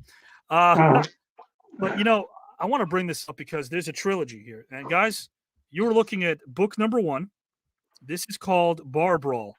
Now, Mr. Abbott was kind enough to send this to me. Kind enough to send me all 3. This is book number 2. It is called Street Warrior. Okay? Street Warrior. And these books are great to read because you are going to get great character development and stories that will motivate you. Book number 3, guys, is Cage Fighter. Tank, I got to say this, David. When we were talking, when we were speaking, I remember telling you the first time I wrote a screenplay, I was on a park bench watching people play basketball. You were in a bar. You were sitting down. You wrote it the old-fashioned way, the only way that I respect, because it came pouring out. Is that right? Absolutely.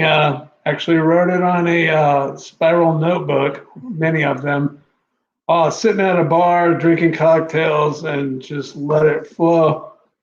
At the time, people were suggesting I write an autobiography, and I just didn't think that it could be done properly with a ghostwriter. So I decided to write a novel, and you can figure out which is closer to the truth, I guess. Oh, no. There's some great stories in here, but beyond that, I got to tell you, man, your writing style is really interesting too, because I started reading it. As I told you Wednesday, I went to the post office. I read this. The first one I'm almost done with.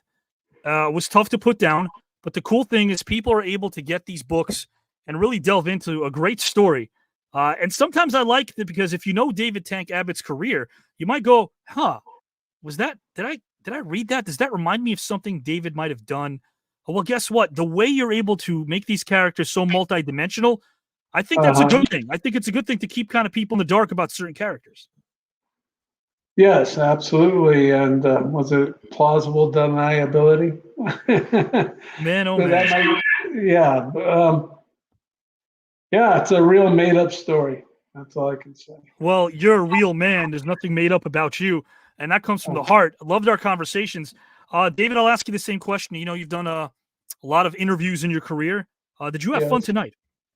Oh, absolutely. This is actually pretty cool. I've done a lot of these things, and usually you don't get much of a back and forth feedback like with somebody. And you are obviously educated and caught up with everything, so it makes it easy to talk to. You're a very easy person to talk to. Thank you. I love our conversations, man. I got to ask you the same thing. Tank, you're a winner, Mr. Abbott. There's no doubt about it. You're in round number 2. Now that you know more about this, how do you feel about being in that second round?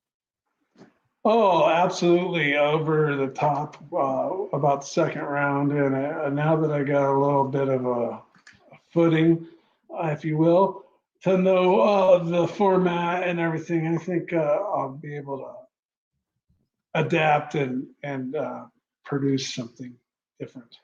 Well, you know what you gave us tonight. You took a blank canvas, you filled it with beautiful art. It was honest. And I want to play this for you too, my friend, guys and gals. Some really cool highlights. Mr. David Tank Abbott.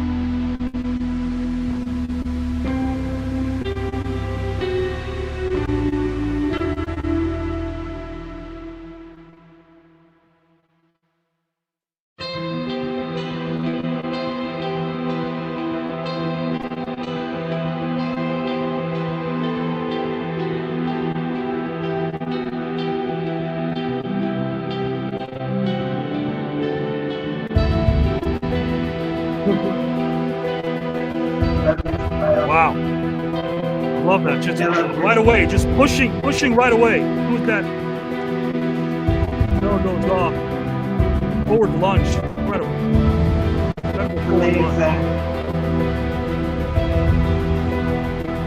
No hesitation. None. Big approach life, guys. No hesitation.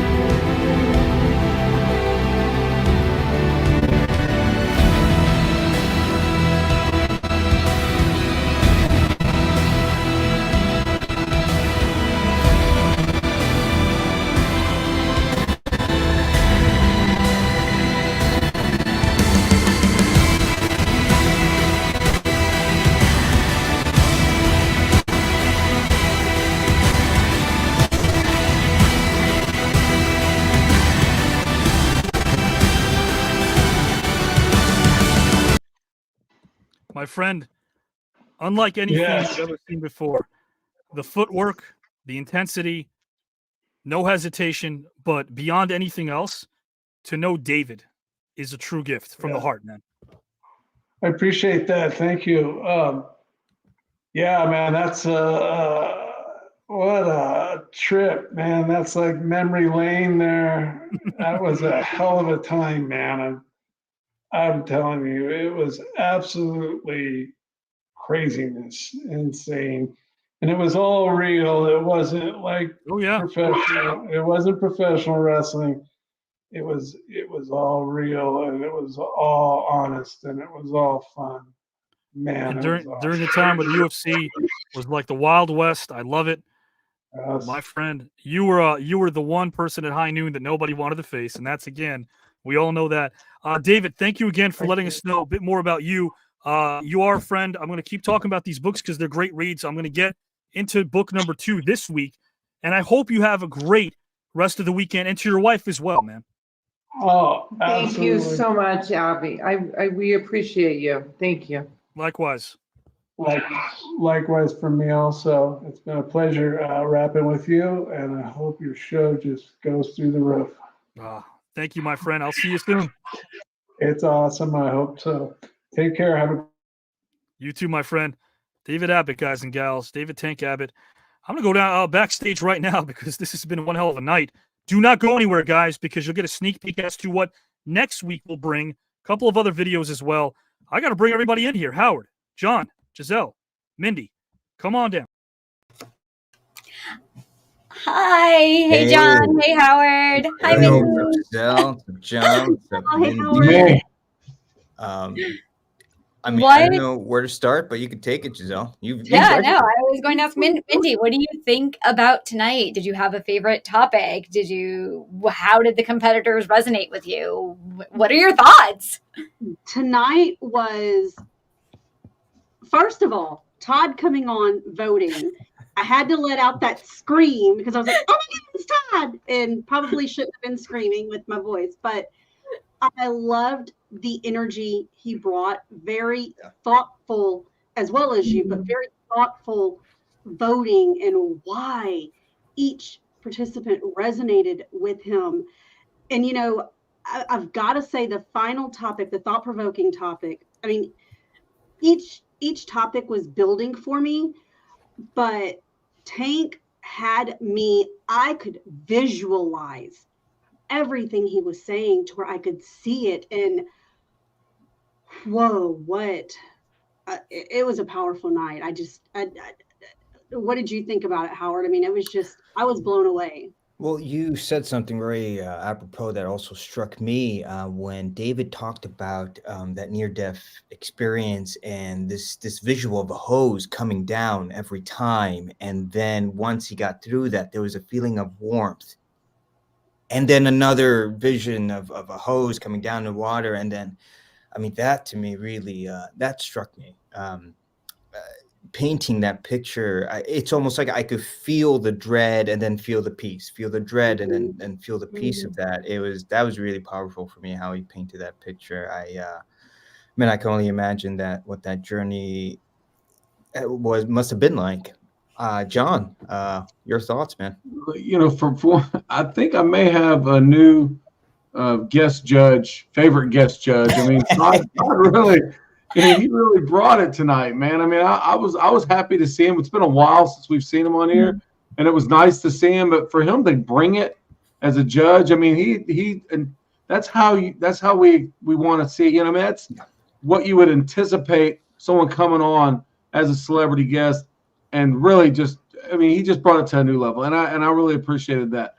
This is probably the most even match that I've seen. I mean, each one of them got a vote from me, and the last one was Tank, and I agree. It kind of gave me the chills several times. I mean, it was very well told. All three of them. That if there was ever a night where I think that it's good we had all three advance, I believe tonight was the night. I mean, as always, Avi knows exactly what he's doing. He put this panel together, and it fit like a glove.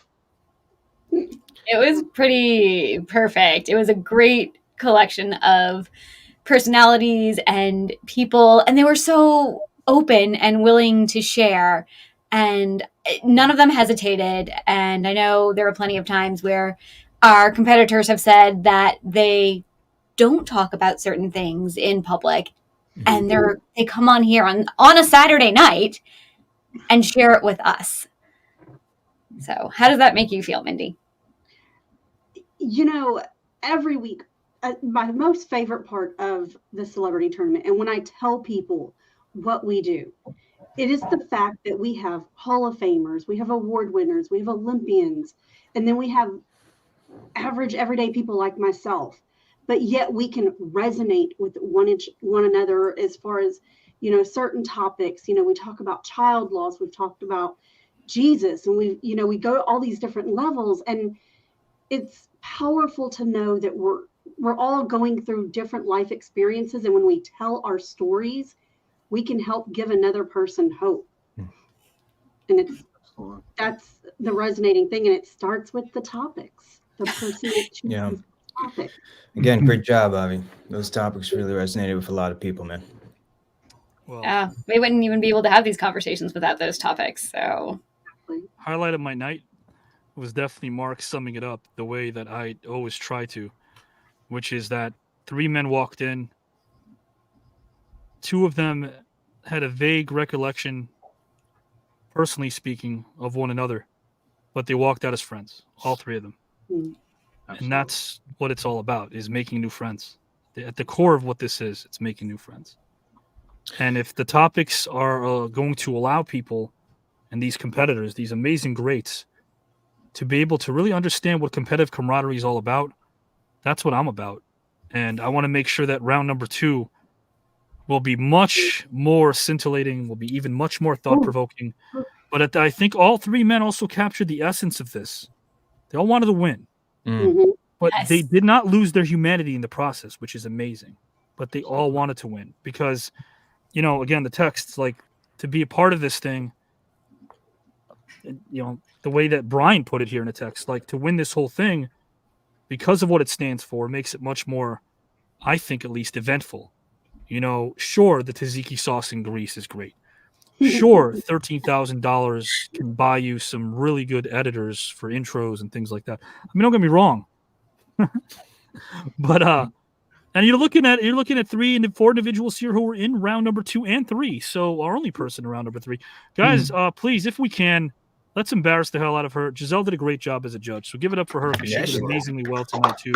Because she always does. You know, the thing about when I say she does well, Giselle, the reason why I tell all of that is because you're honest, and that's Todd Bridges was great and the energy was great, but what Giselle does is able to organize her thoughts in such a clear and concise fashion and deliver it in a way that really resonates with people because they could tell that there's nothing fake or phony about her or contrived, and it really resonated with me. So I had the best seat in the house, Giselle. That's me. Absolutely. Roses. Guys, as well, you know what? There's another. Yeah, well, you deserve it, but you know, there's another person who's going to get his roses because last week he won a prize. What prize did Chad receive? We've been seeing Chad. He was on the Black Box, played a game with Joe Rositano. I thought that Chad was the stronger link of that group, by the way. Needless to say, yes. Miranda, great job, Giselle. You're right about that. Thank you, Miranda. Totally agree. Great job, Giselle. Yes, roses to Giselle. Absolutely, guys. Shower her with those roses. Look, this. Please understand too that even though she's not with us tonight live, Julie, taking care of her daughter the way that she does. We're going to see her next week. She's absolutely incredible. Give her roses for what she does behind the scenes. Incredible human being. And then we also have the Pete Sharpies of the world. We also have, the Pinocchio Joes, who you'll be seeing very soon again. We have Kelly White, who's an incredible human being. Joe Rositano, the aforementioned. It's a great team over here, guys and gals and pals. And I love TKN, not because of the celebrity presence, but because of this presence. John Red, Giselle, Mindy, Howard, and all the Green Roomers, their presence is impactful, and that's why all I have to do is replace a couple of letters in the word presence, and I get present because they're a gift. So, guys, just remember that. And also remember the following. Yeah, Chad, a big part of this team. Julie Hall, a big part of this team. She did great on the Black Box also. So are all of you who are still commenting. Hillary, Ramon, thank you so much for what you guys do. Listen, Chad's got a prize. What will it be? I don't know, but I kind of do. Kind of know what the prize is. But I'm not going to tell you what it is until we play his latest top 10. All right. Let's do it. Let's do it. What time is it?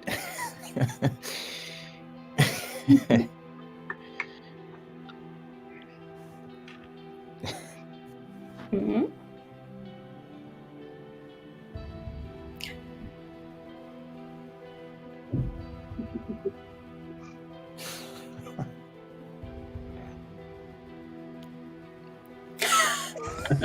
Love it.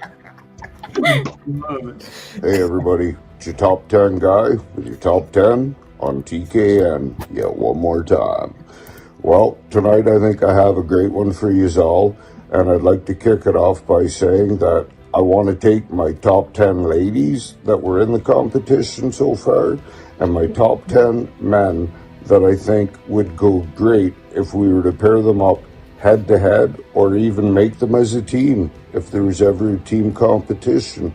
And they all share common denominators, and you'll find out why when I give my top 10. So let's kick it off and start off with number 10. I would like to see Diane Franklin and the amazing Mick Garris. For obvious reasons, I love horror, and they're both very knowledgeable, talented, and brilliant minds. I think that would be an amazing match to view for anybody that would witness it. And my number 9th pick, I would have to say would be Nancy Kerrigan and Mr. Greg Louganis. For obvious reasons, they're both Olympic champions, both winning the gold medal. Hearts of champions, fight like lions. They both had terrible accidents at the Olympics. And just for those reasons, I think that that's what makes a really well team bond close together and, gel as a team and come out fighting. My number 8th pick, I'm going to have to go Jenny Santana and Mr. Kelly White. Both have a love and care for how they take care of their bodies. They're both very, very witty, very smart, and both knowledgeable, more than most people have any clue. And yet again, just strong hearts to the two of them. And I think that would be a great one-on-one or a team-up debate as well. And definitely, number 7 has to go to Medusa and one Howard Collado. Both of them very, very colorful people. You never know what you're going to get from one minute to the next. They could be happy. Ain't that the truth? They could be in your face screaming mad. But either way, they would be a force together or against each other. And it would be a win-win situation for us as viewers. And that is one I know I definitely would love to see. And from there, I would have to say my number 6 pick goes to Julie Brown and Mr. Joe Rizart.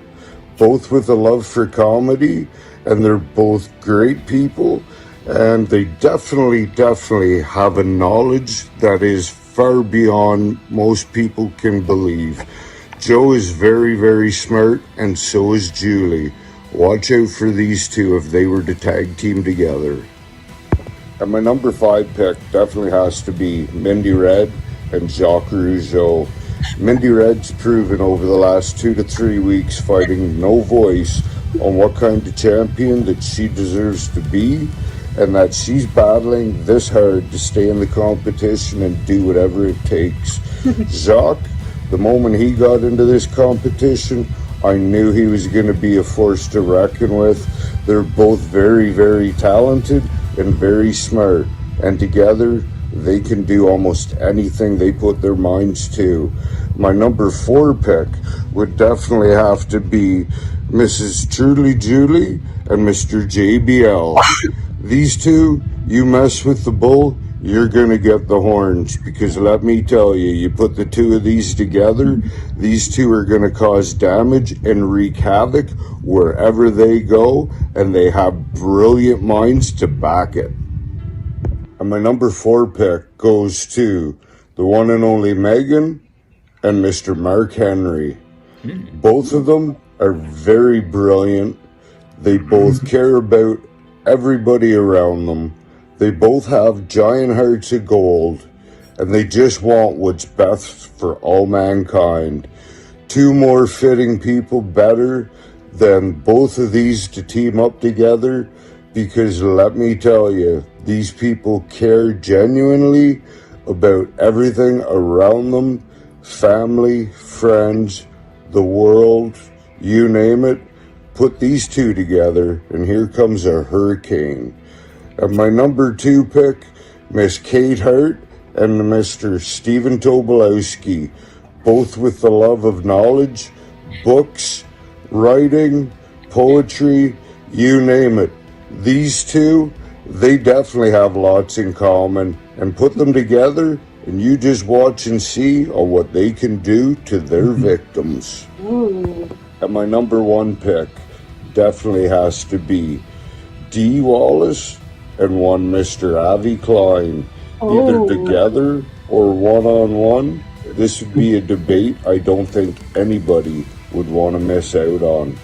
Both of them, they're very smart, knowledgeable, cold and calculating when they're going in for the kill, but they both enjoy playing with their victims a little bit and making them squirm as they unleash a terror all over the victims and leave a path of destruction.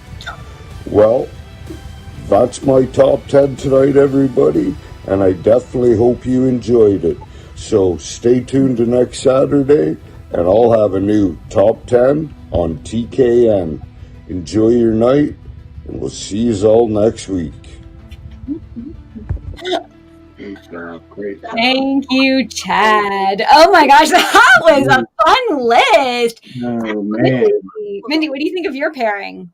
Oh man, I would love to tag team with Jacques Rougeau. I mean, he's intelligent, he is well spoken, he doesn't mind saying the way it is. That would be an honor to be his partner. I would love it. Right? I think that would be a really fun match or a really fun pairing. He brings a lot of energy, he's enthusiastic about everything, and he does also have a giant heart, just like you. We know how much he cares about his partner and he speaks about anti-bullying. So that is, I love this idea. I do too. I want to say this though. I know words are words, but sentiments come from the heart. So why not express this? You know, McKenna, I try to use intellect in conjunction with my strengths.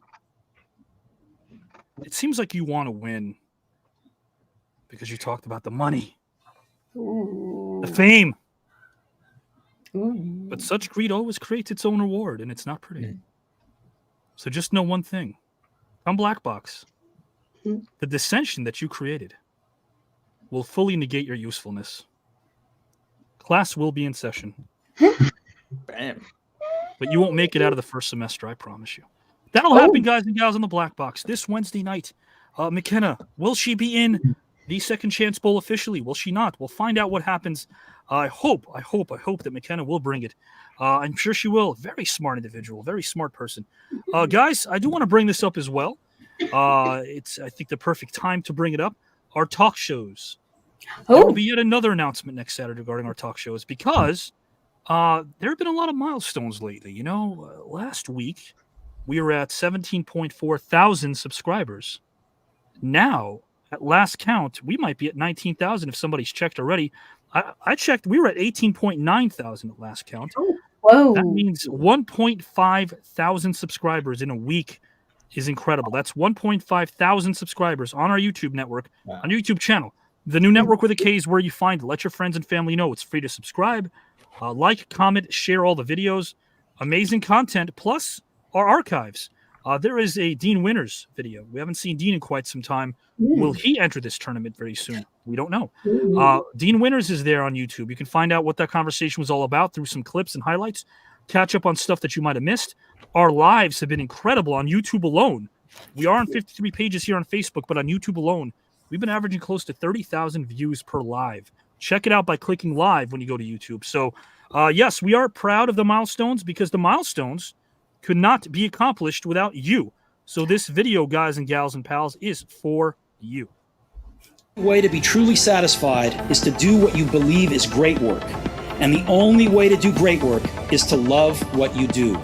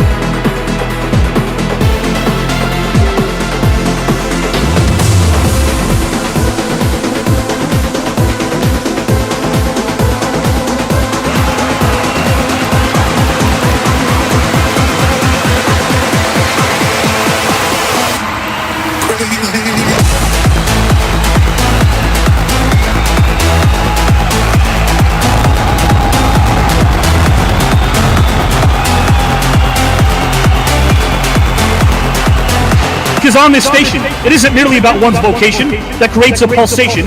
It's the passion and information that creates a sensation for the duration of our time together, which is well spent.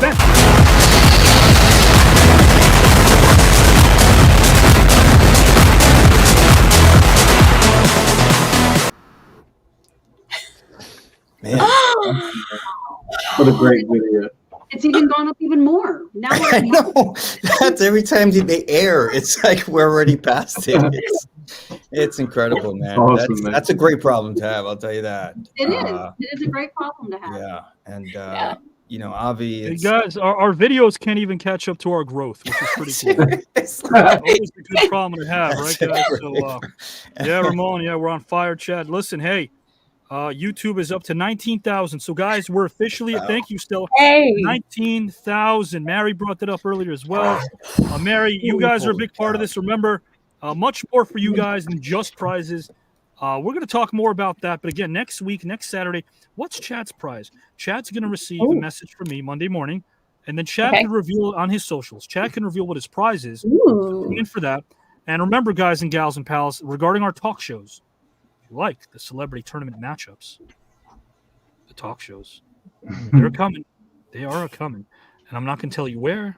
I know last week I brought up here, this place, the green room, will be one place where you can watch the live talk shows, but there will be another night, perhaps, or nights, plural. We'll talk about that. The talk shows will be coming very soon. Last week, In Details re-debuted. Yeah, absolutely, Lisa. Thank you so much for your comments. Look, guys, we're at 3 hours and 31 minutes over here. Definitely want to remind you again that Mark Rypien, John knows this, I know for a fact as well, one of the greatest quarterbacks of all time. The man could throw Hail Marys like nobody's business, by the way. Man, oh man, the long arm. And then, of course, talk about the long arm of the law, Tank Abbott. The thing I liked about Tank was Tank had a very amazing first step. He didn't hesitate. There was no hesitation. It was almost the type of push with force you usually use when you're bench pressing. That first set should be explosive. You should pack on as much weight as you can in that first set, carefully with a good spotter, but then you need to explode and max out on that first set if you can. Doesn't matter if you go high rep or not, but you got to explode. And that's what reminded me when he would explode and attack a fighter. First step, great footwork. And again, the guy was an absolute force. And listen, how about a two-sport athlete? There aren't too many that succeeded on the level, guys and gals and pals, on the level of Mr. Brian, who wowed us tonight. This man is an incredible human being. What he does, what they all do. Tank mentors young children who are interested, of course, in learning the craft that he did. And, of course, we know, guys and gals, that Mark Rypien and his foundation is helping kids every single day. And, again, you cannot find humanitarians like this that really do something with their many gifts and their many accomplishments. Brian Jordan, again, is one of those individuals. I'm glad that they all moved on to round number 2. Round number 2 is stacked. It's going to be a stacked field. But March 30th will be the end of round 1. So March 30th will be the end of round 1. Yes, there you go. We know that the Second Chance Bowl is still upon us. There's only 5 more spots, if I'm not mistaken, that are available. Hey, you saw Todd Bridges. Within a second, he said, I'm here to crush everybody. Watch that speech again.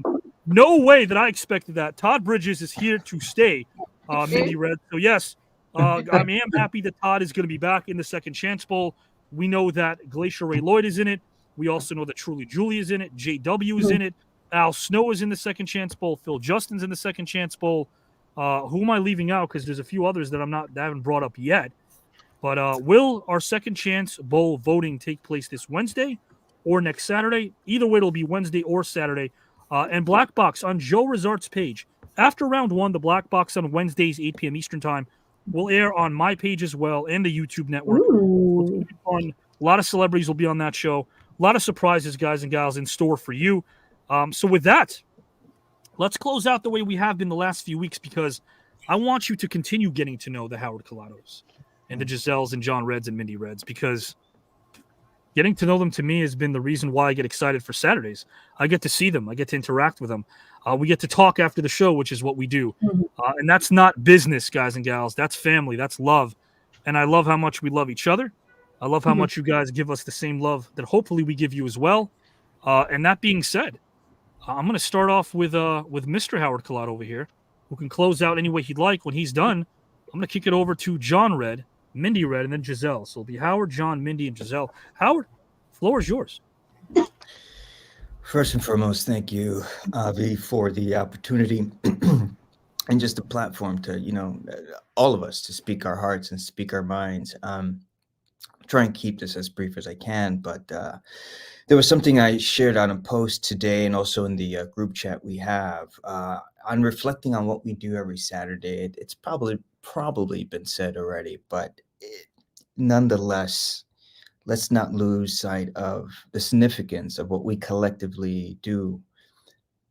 In the midst of all the chaos and upheaval that we see around us, and I won't go into any detail when we see it, there's something beautiful, poignant about being able to showcase 3 individuals who've never met before and are able to pour their heart, their soul. What we celebrate every Saturday night, for me, is the human spirit. I don't care how cheesy that sounds, but it's what we do. And part of what I want to do with, the Howard Show going forward is also, showcase individuals who are really passionate about what they do and have a singular voice as well. And again, I'm grateful to be able to present that on this platform and the amazing work everyone does on here, the Julies, the Giselles, the Johns, the Mindys. I'm not going to name them all, but the Chads, man. So I'm grateful to be here and thank you guys, You the Engine, for what you guys do as well. So,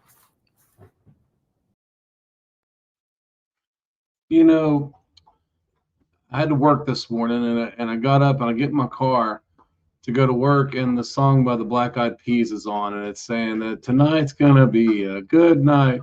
Tonight's gonna be and first thing I do is I think about the show and the green room and the celebrity tournament, and I started getting pumped up, and it was 6:30 in the morning. So I had a long way to go, but that's what Saturdays have become for me. We have the triple mystery, and we have the hints, and we have we've done our research, and I actually got one of the 3 right, but you never know what you're going to get. And then when they get introduced, you're not quite sure how they're going to mesh. But like I said before, it's not just picking off hey, this one, let's go. Avi has a formula that he has in his head that has been working for a year now. And I'm always excited to see not only who the guests are, but how the conversations are going to go. A couple weeks ago, it was a lot of emotional people pouring out their hearts. Last week was more of bros talking and having a good time and making you laugh. And to this week's kind of more of the guys pouring out their heart. But that's what this tournament is about. That's what TKN is about. It's about taking people and giving them an arena and giving them a platform, and people that you don't know like this, you get to meet like this, and you get a whole new appreciation for them. And man, it has been a wild ride. As I sit there and I watch hey, let's sit back and let's look at the accomplishments, it's surreal for me because I've seen it all. I've seen it all grow. And I almost feel like I got to pinch myself. Is this really happening? And Avi spoke all this into existence. And,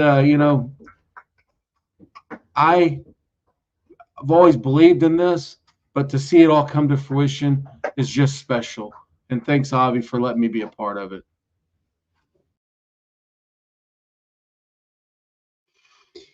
I had a friend ask me just the other day how I came about all of this, how I met Avi. And the guys were talking tonight. Todd was talking about, his belief and how everything works together. And my life verse is Romans 8:28. all things work together for the good for those called according to his purpose. And see, I met Avi about 3 years ago or so because of what happened with my daughter, losing my daughter to a drunk driver. And Avi and I had an amazing very first conversation. I remember his voice the very first time. It was so sweet and gentle. And we had that conversation, and he would talk to me about Michelle.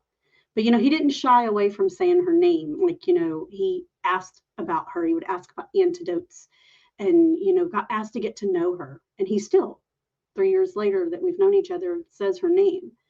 And Avi allowed my passion to influence him to be a safer driver.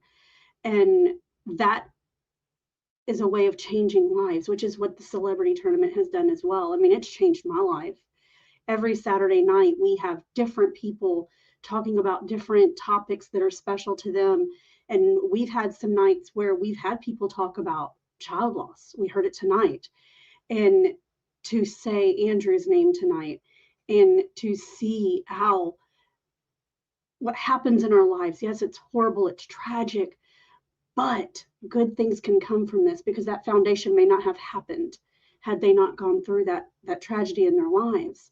And the same thing has happened with our life. I wouldn't have met Avi. I wouldn't have met all of these amazing people that are in my life. They're family to me had this not happened.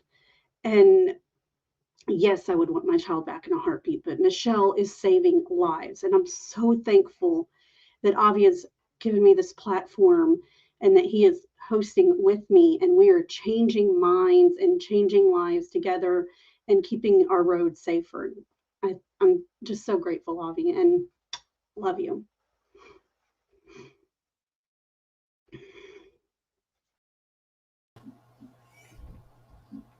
We all have a story, and we all want to tell our stories, and we all want to be heard, and we all want our stories to be heard and continue on even after we're gone, because we all have value. And what this show does, what TKN does as a whole, is bring everybody together so that our stories can be told, maybe in a non-traditional way, maybe bringing back a more traditional way of oral storytelling, because that's how our first stories were told. Around the campfires, myths, legends, beliefs, anything important to a society and culture at that point, anything that helped them make sense of the world. And every week, we see it more and more. We see where we have something, a belief, a thought, a feeling in common. Because we're not only in all of this together as TKN, we're in the world together as humans. And this is uplifting and powerful. And I'm very lucky that we can all be here for each other. So Avi, thank you for bringing us together. The ones I've met, the ones I haven't met, the ones I've only seen virtually and will meet at some point. Because we're now able to share our stories so that they continue on and on and on. And somebody will find it when they need it most.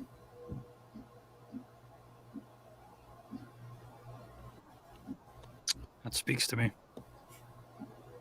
I know I'm bringing John and Howard Mindy right now, but guys, if I could take a nonverbal right now, I would. Because I am speechless. And that's why I'm going to go backstage when the outro plays in about 30 seconds, and the gang will enjoy it, I hope. But I want to say this as well, because the greatest gift you can ever give another person is your own happiness. TKN, Giselle, Mindy, Howard, John, Julie, Pete, Kelly, White, Joe Rositano, Phil. Yes. You guys give me happiness. So I give it back to the world. Guys and gals and pals, don't get it twisted. This is a tournament where one luminary or green roomer will be left standing to win this entire thing. Who will it be? Who are some of the favorites? Well, one of you, an anonymous viewer who represents the engine that makes this thing go, as you know, has picked their top 10. Who are their top 10 contenders in this video? We'll find out. Here are some of the names, guys and gals and pals, that you are rooting for, and some of the names that I am going to take notice of. So enjoy this.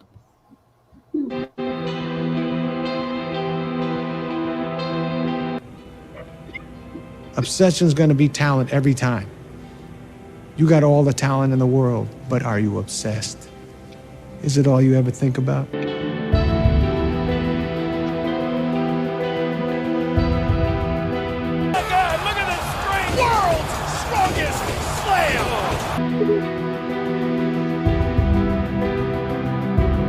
If anyone would say such a thing, they would not be a friend, they would be a dog.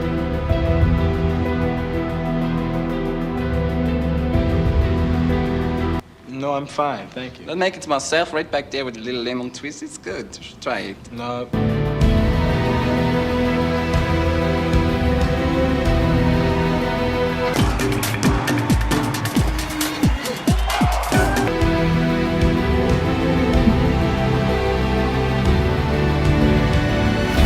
We don't see anything, Val. Now what the hell are you talking about? Over.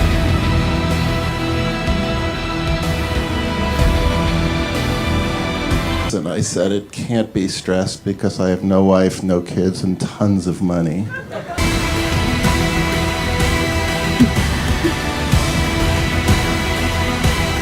Later. Right now, I'm taking what I want.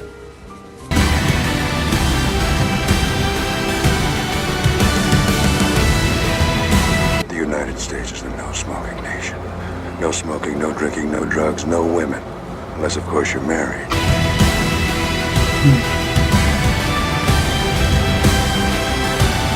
Of course he's gonna give you a noogie. He loves to give you noogies. That's how he tells you that he loves you.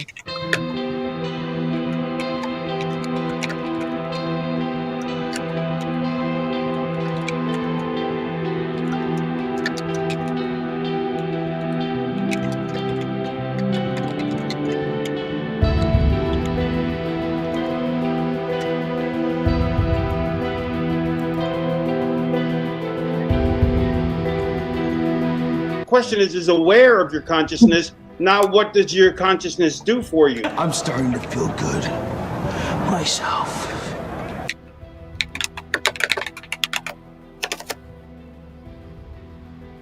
Because we have to come up with some kind of control into how we get our podcast.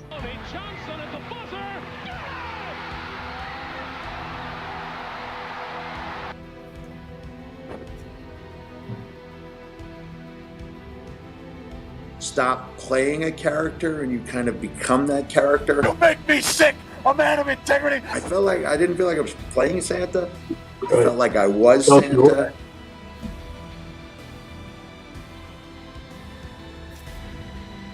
Women, items, people, places, and things ain't the answer. Yo, check this out, it's playtime.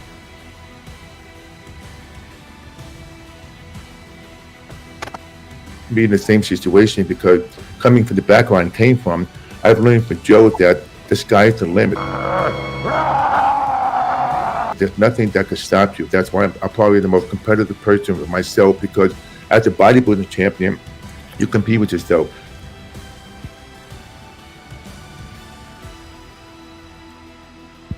That tears at me. But it doesn't tear at me anymore because there was hope. I hung on just long enough to come out the other side. You see, all you have to do to get it back is go through Damien and me.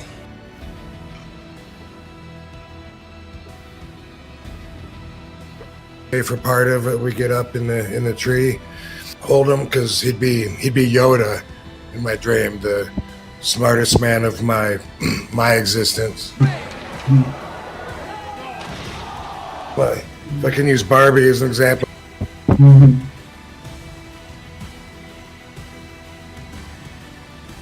And there's nothing better than that when you're on a team where everyone feels like they are part of the success of the team.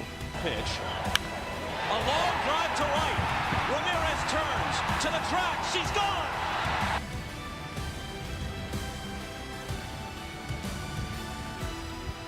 Letter again. And she looked at it and she said, "You know, Stephen, I feel like one of the reasons I had success in my life was this stupid letter." You work for me, which means when I call you, you drop everything. You return my call or you will cease to work for me.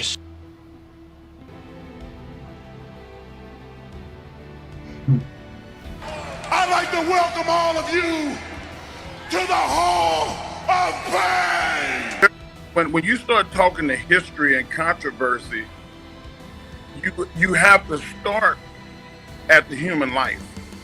And the human life, it was not respected on both sides. I'm going to be the most dominant champion of all time. Here comes Apollo Creed, his nemesis. He volunteers and says, "Yo, I'm going to get you back. I'm going to get you back to the mountaintop." Alan, yeah, you threw it up. Step to the stage, too late. I blew it up. Hitchcock was the first who really spoke the language of cinema. So its sheer scope is enormous and daunting if you think about it. You got to quit being stupid, man. Now, if you want this, you better straighten up so you can get it. One-on-one with The Undertaker. In my opinion, I think a volunteer army is the way to go, and I think it served us. It's why we have the greatest army in the world. Undertaker! First name Richard, last name Klein. Richard Klein. Welcome to the Grand Debate Tournament. To you, Al. You think Jim Brown playing today would gain as many yards? There might be hardcore Led Zeppelin fans, but they all know Queen. Bringing gifts. We make a story around the unknown, and we put value to it that actually may not even exist. All men like me. I'm very, very rich. So he figured, I'm going to go back in and I'm going to learn this. I'm going to learn how to game this system. They want to learn too. They want to strive. They want to have a good home. They want to have a good job. But they've been pushed down by society. Just hammering on the barbarian. It's the guy who's willing to die who's gonna win that itch. And I know if I'm gonna have any life anymore, you gotta look at the guy next to you. Look into his eyes. Now I think you're gonna see a guy who will go that inch with you. You know what? Maybe one of the world's problems will get solved by listening to this show. Love, Avi, I'm gonna win this whole thing. Watch. I know you are, Tom. I know you are.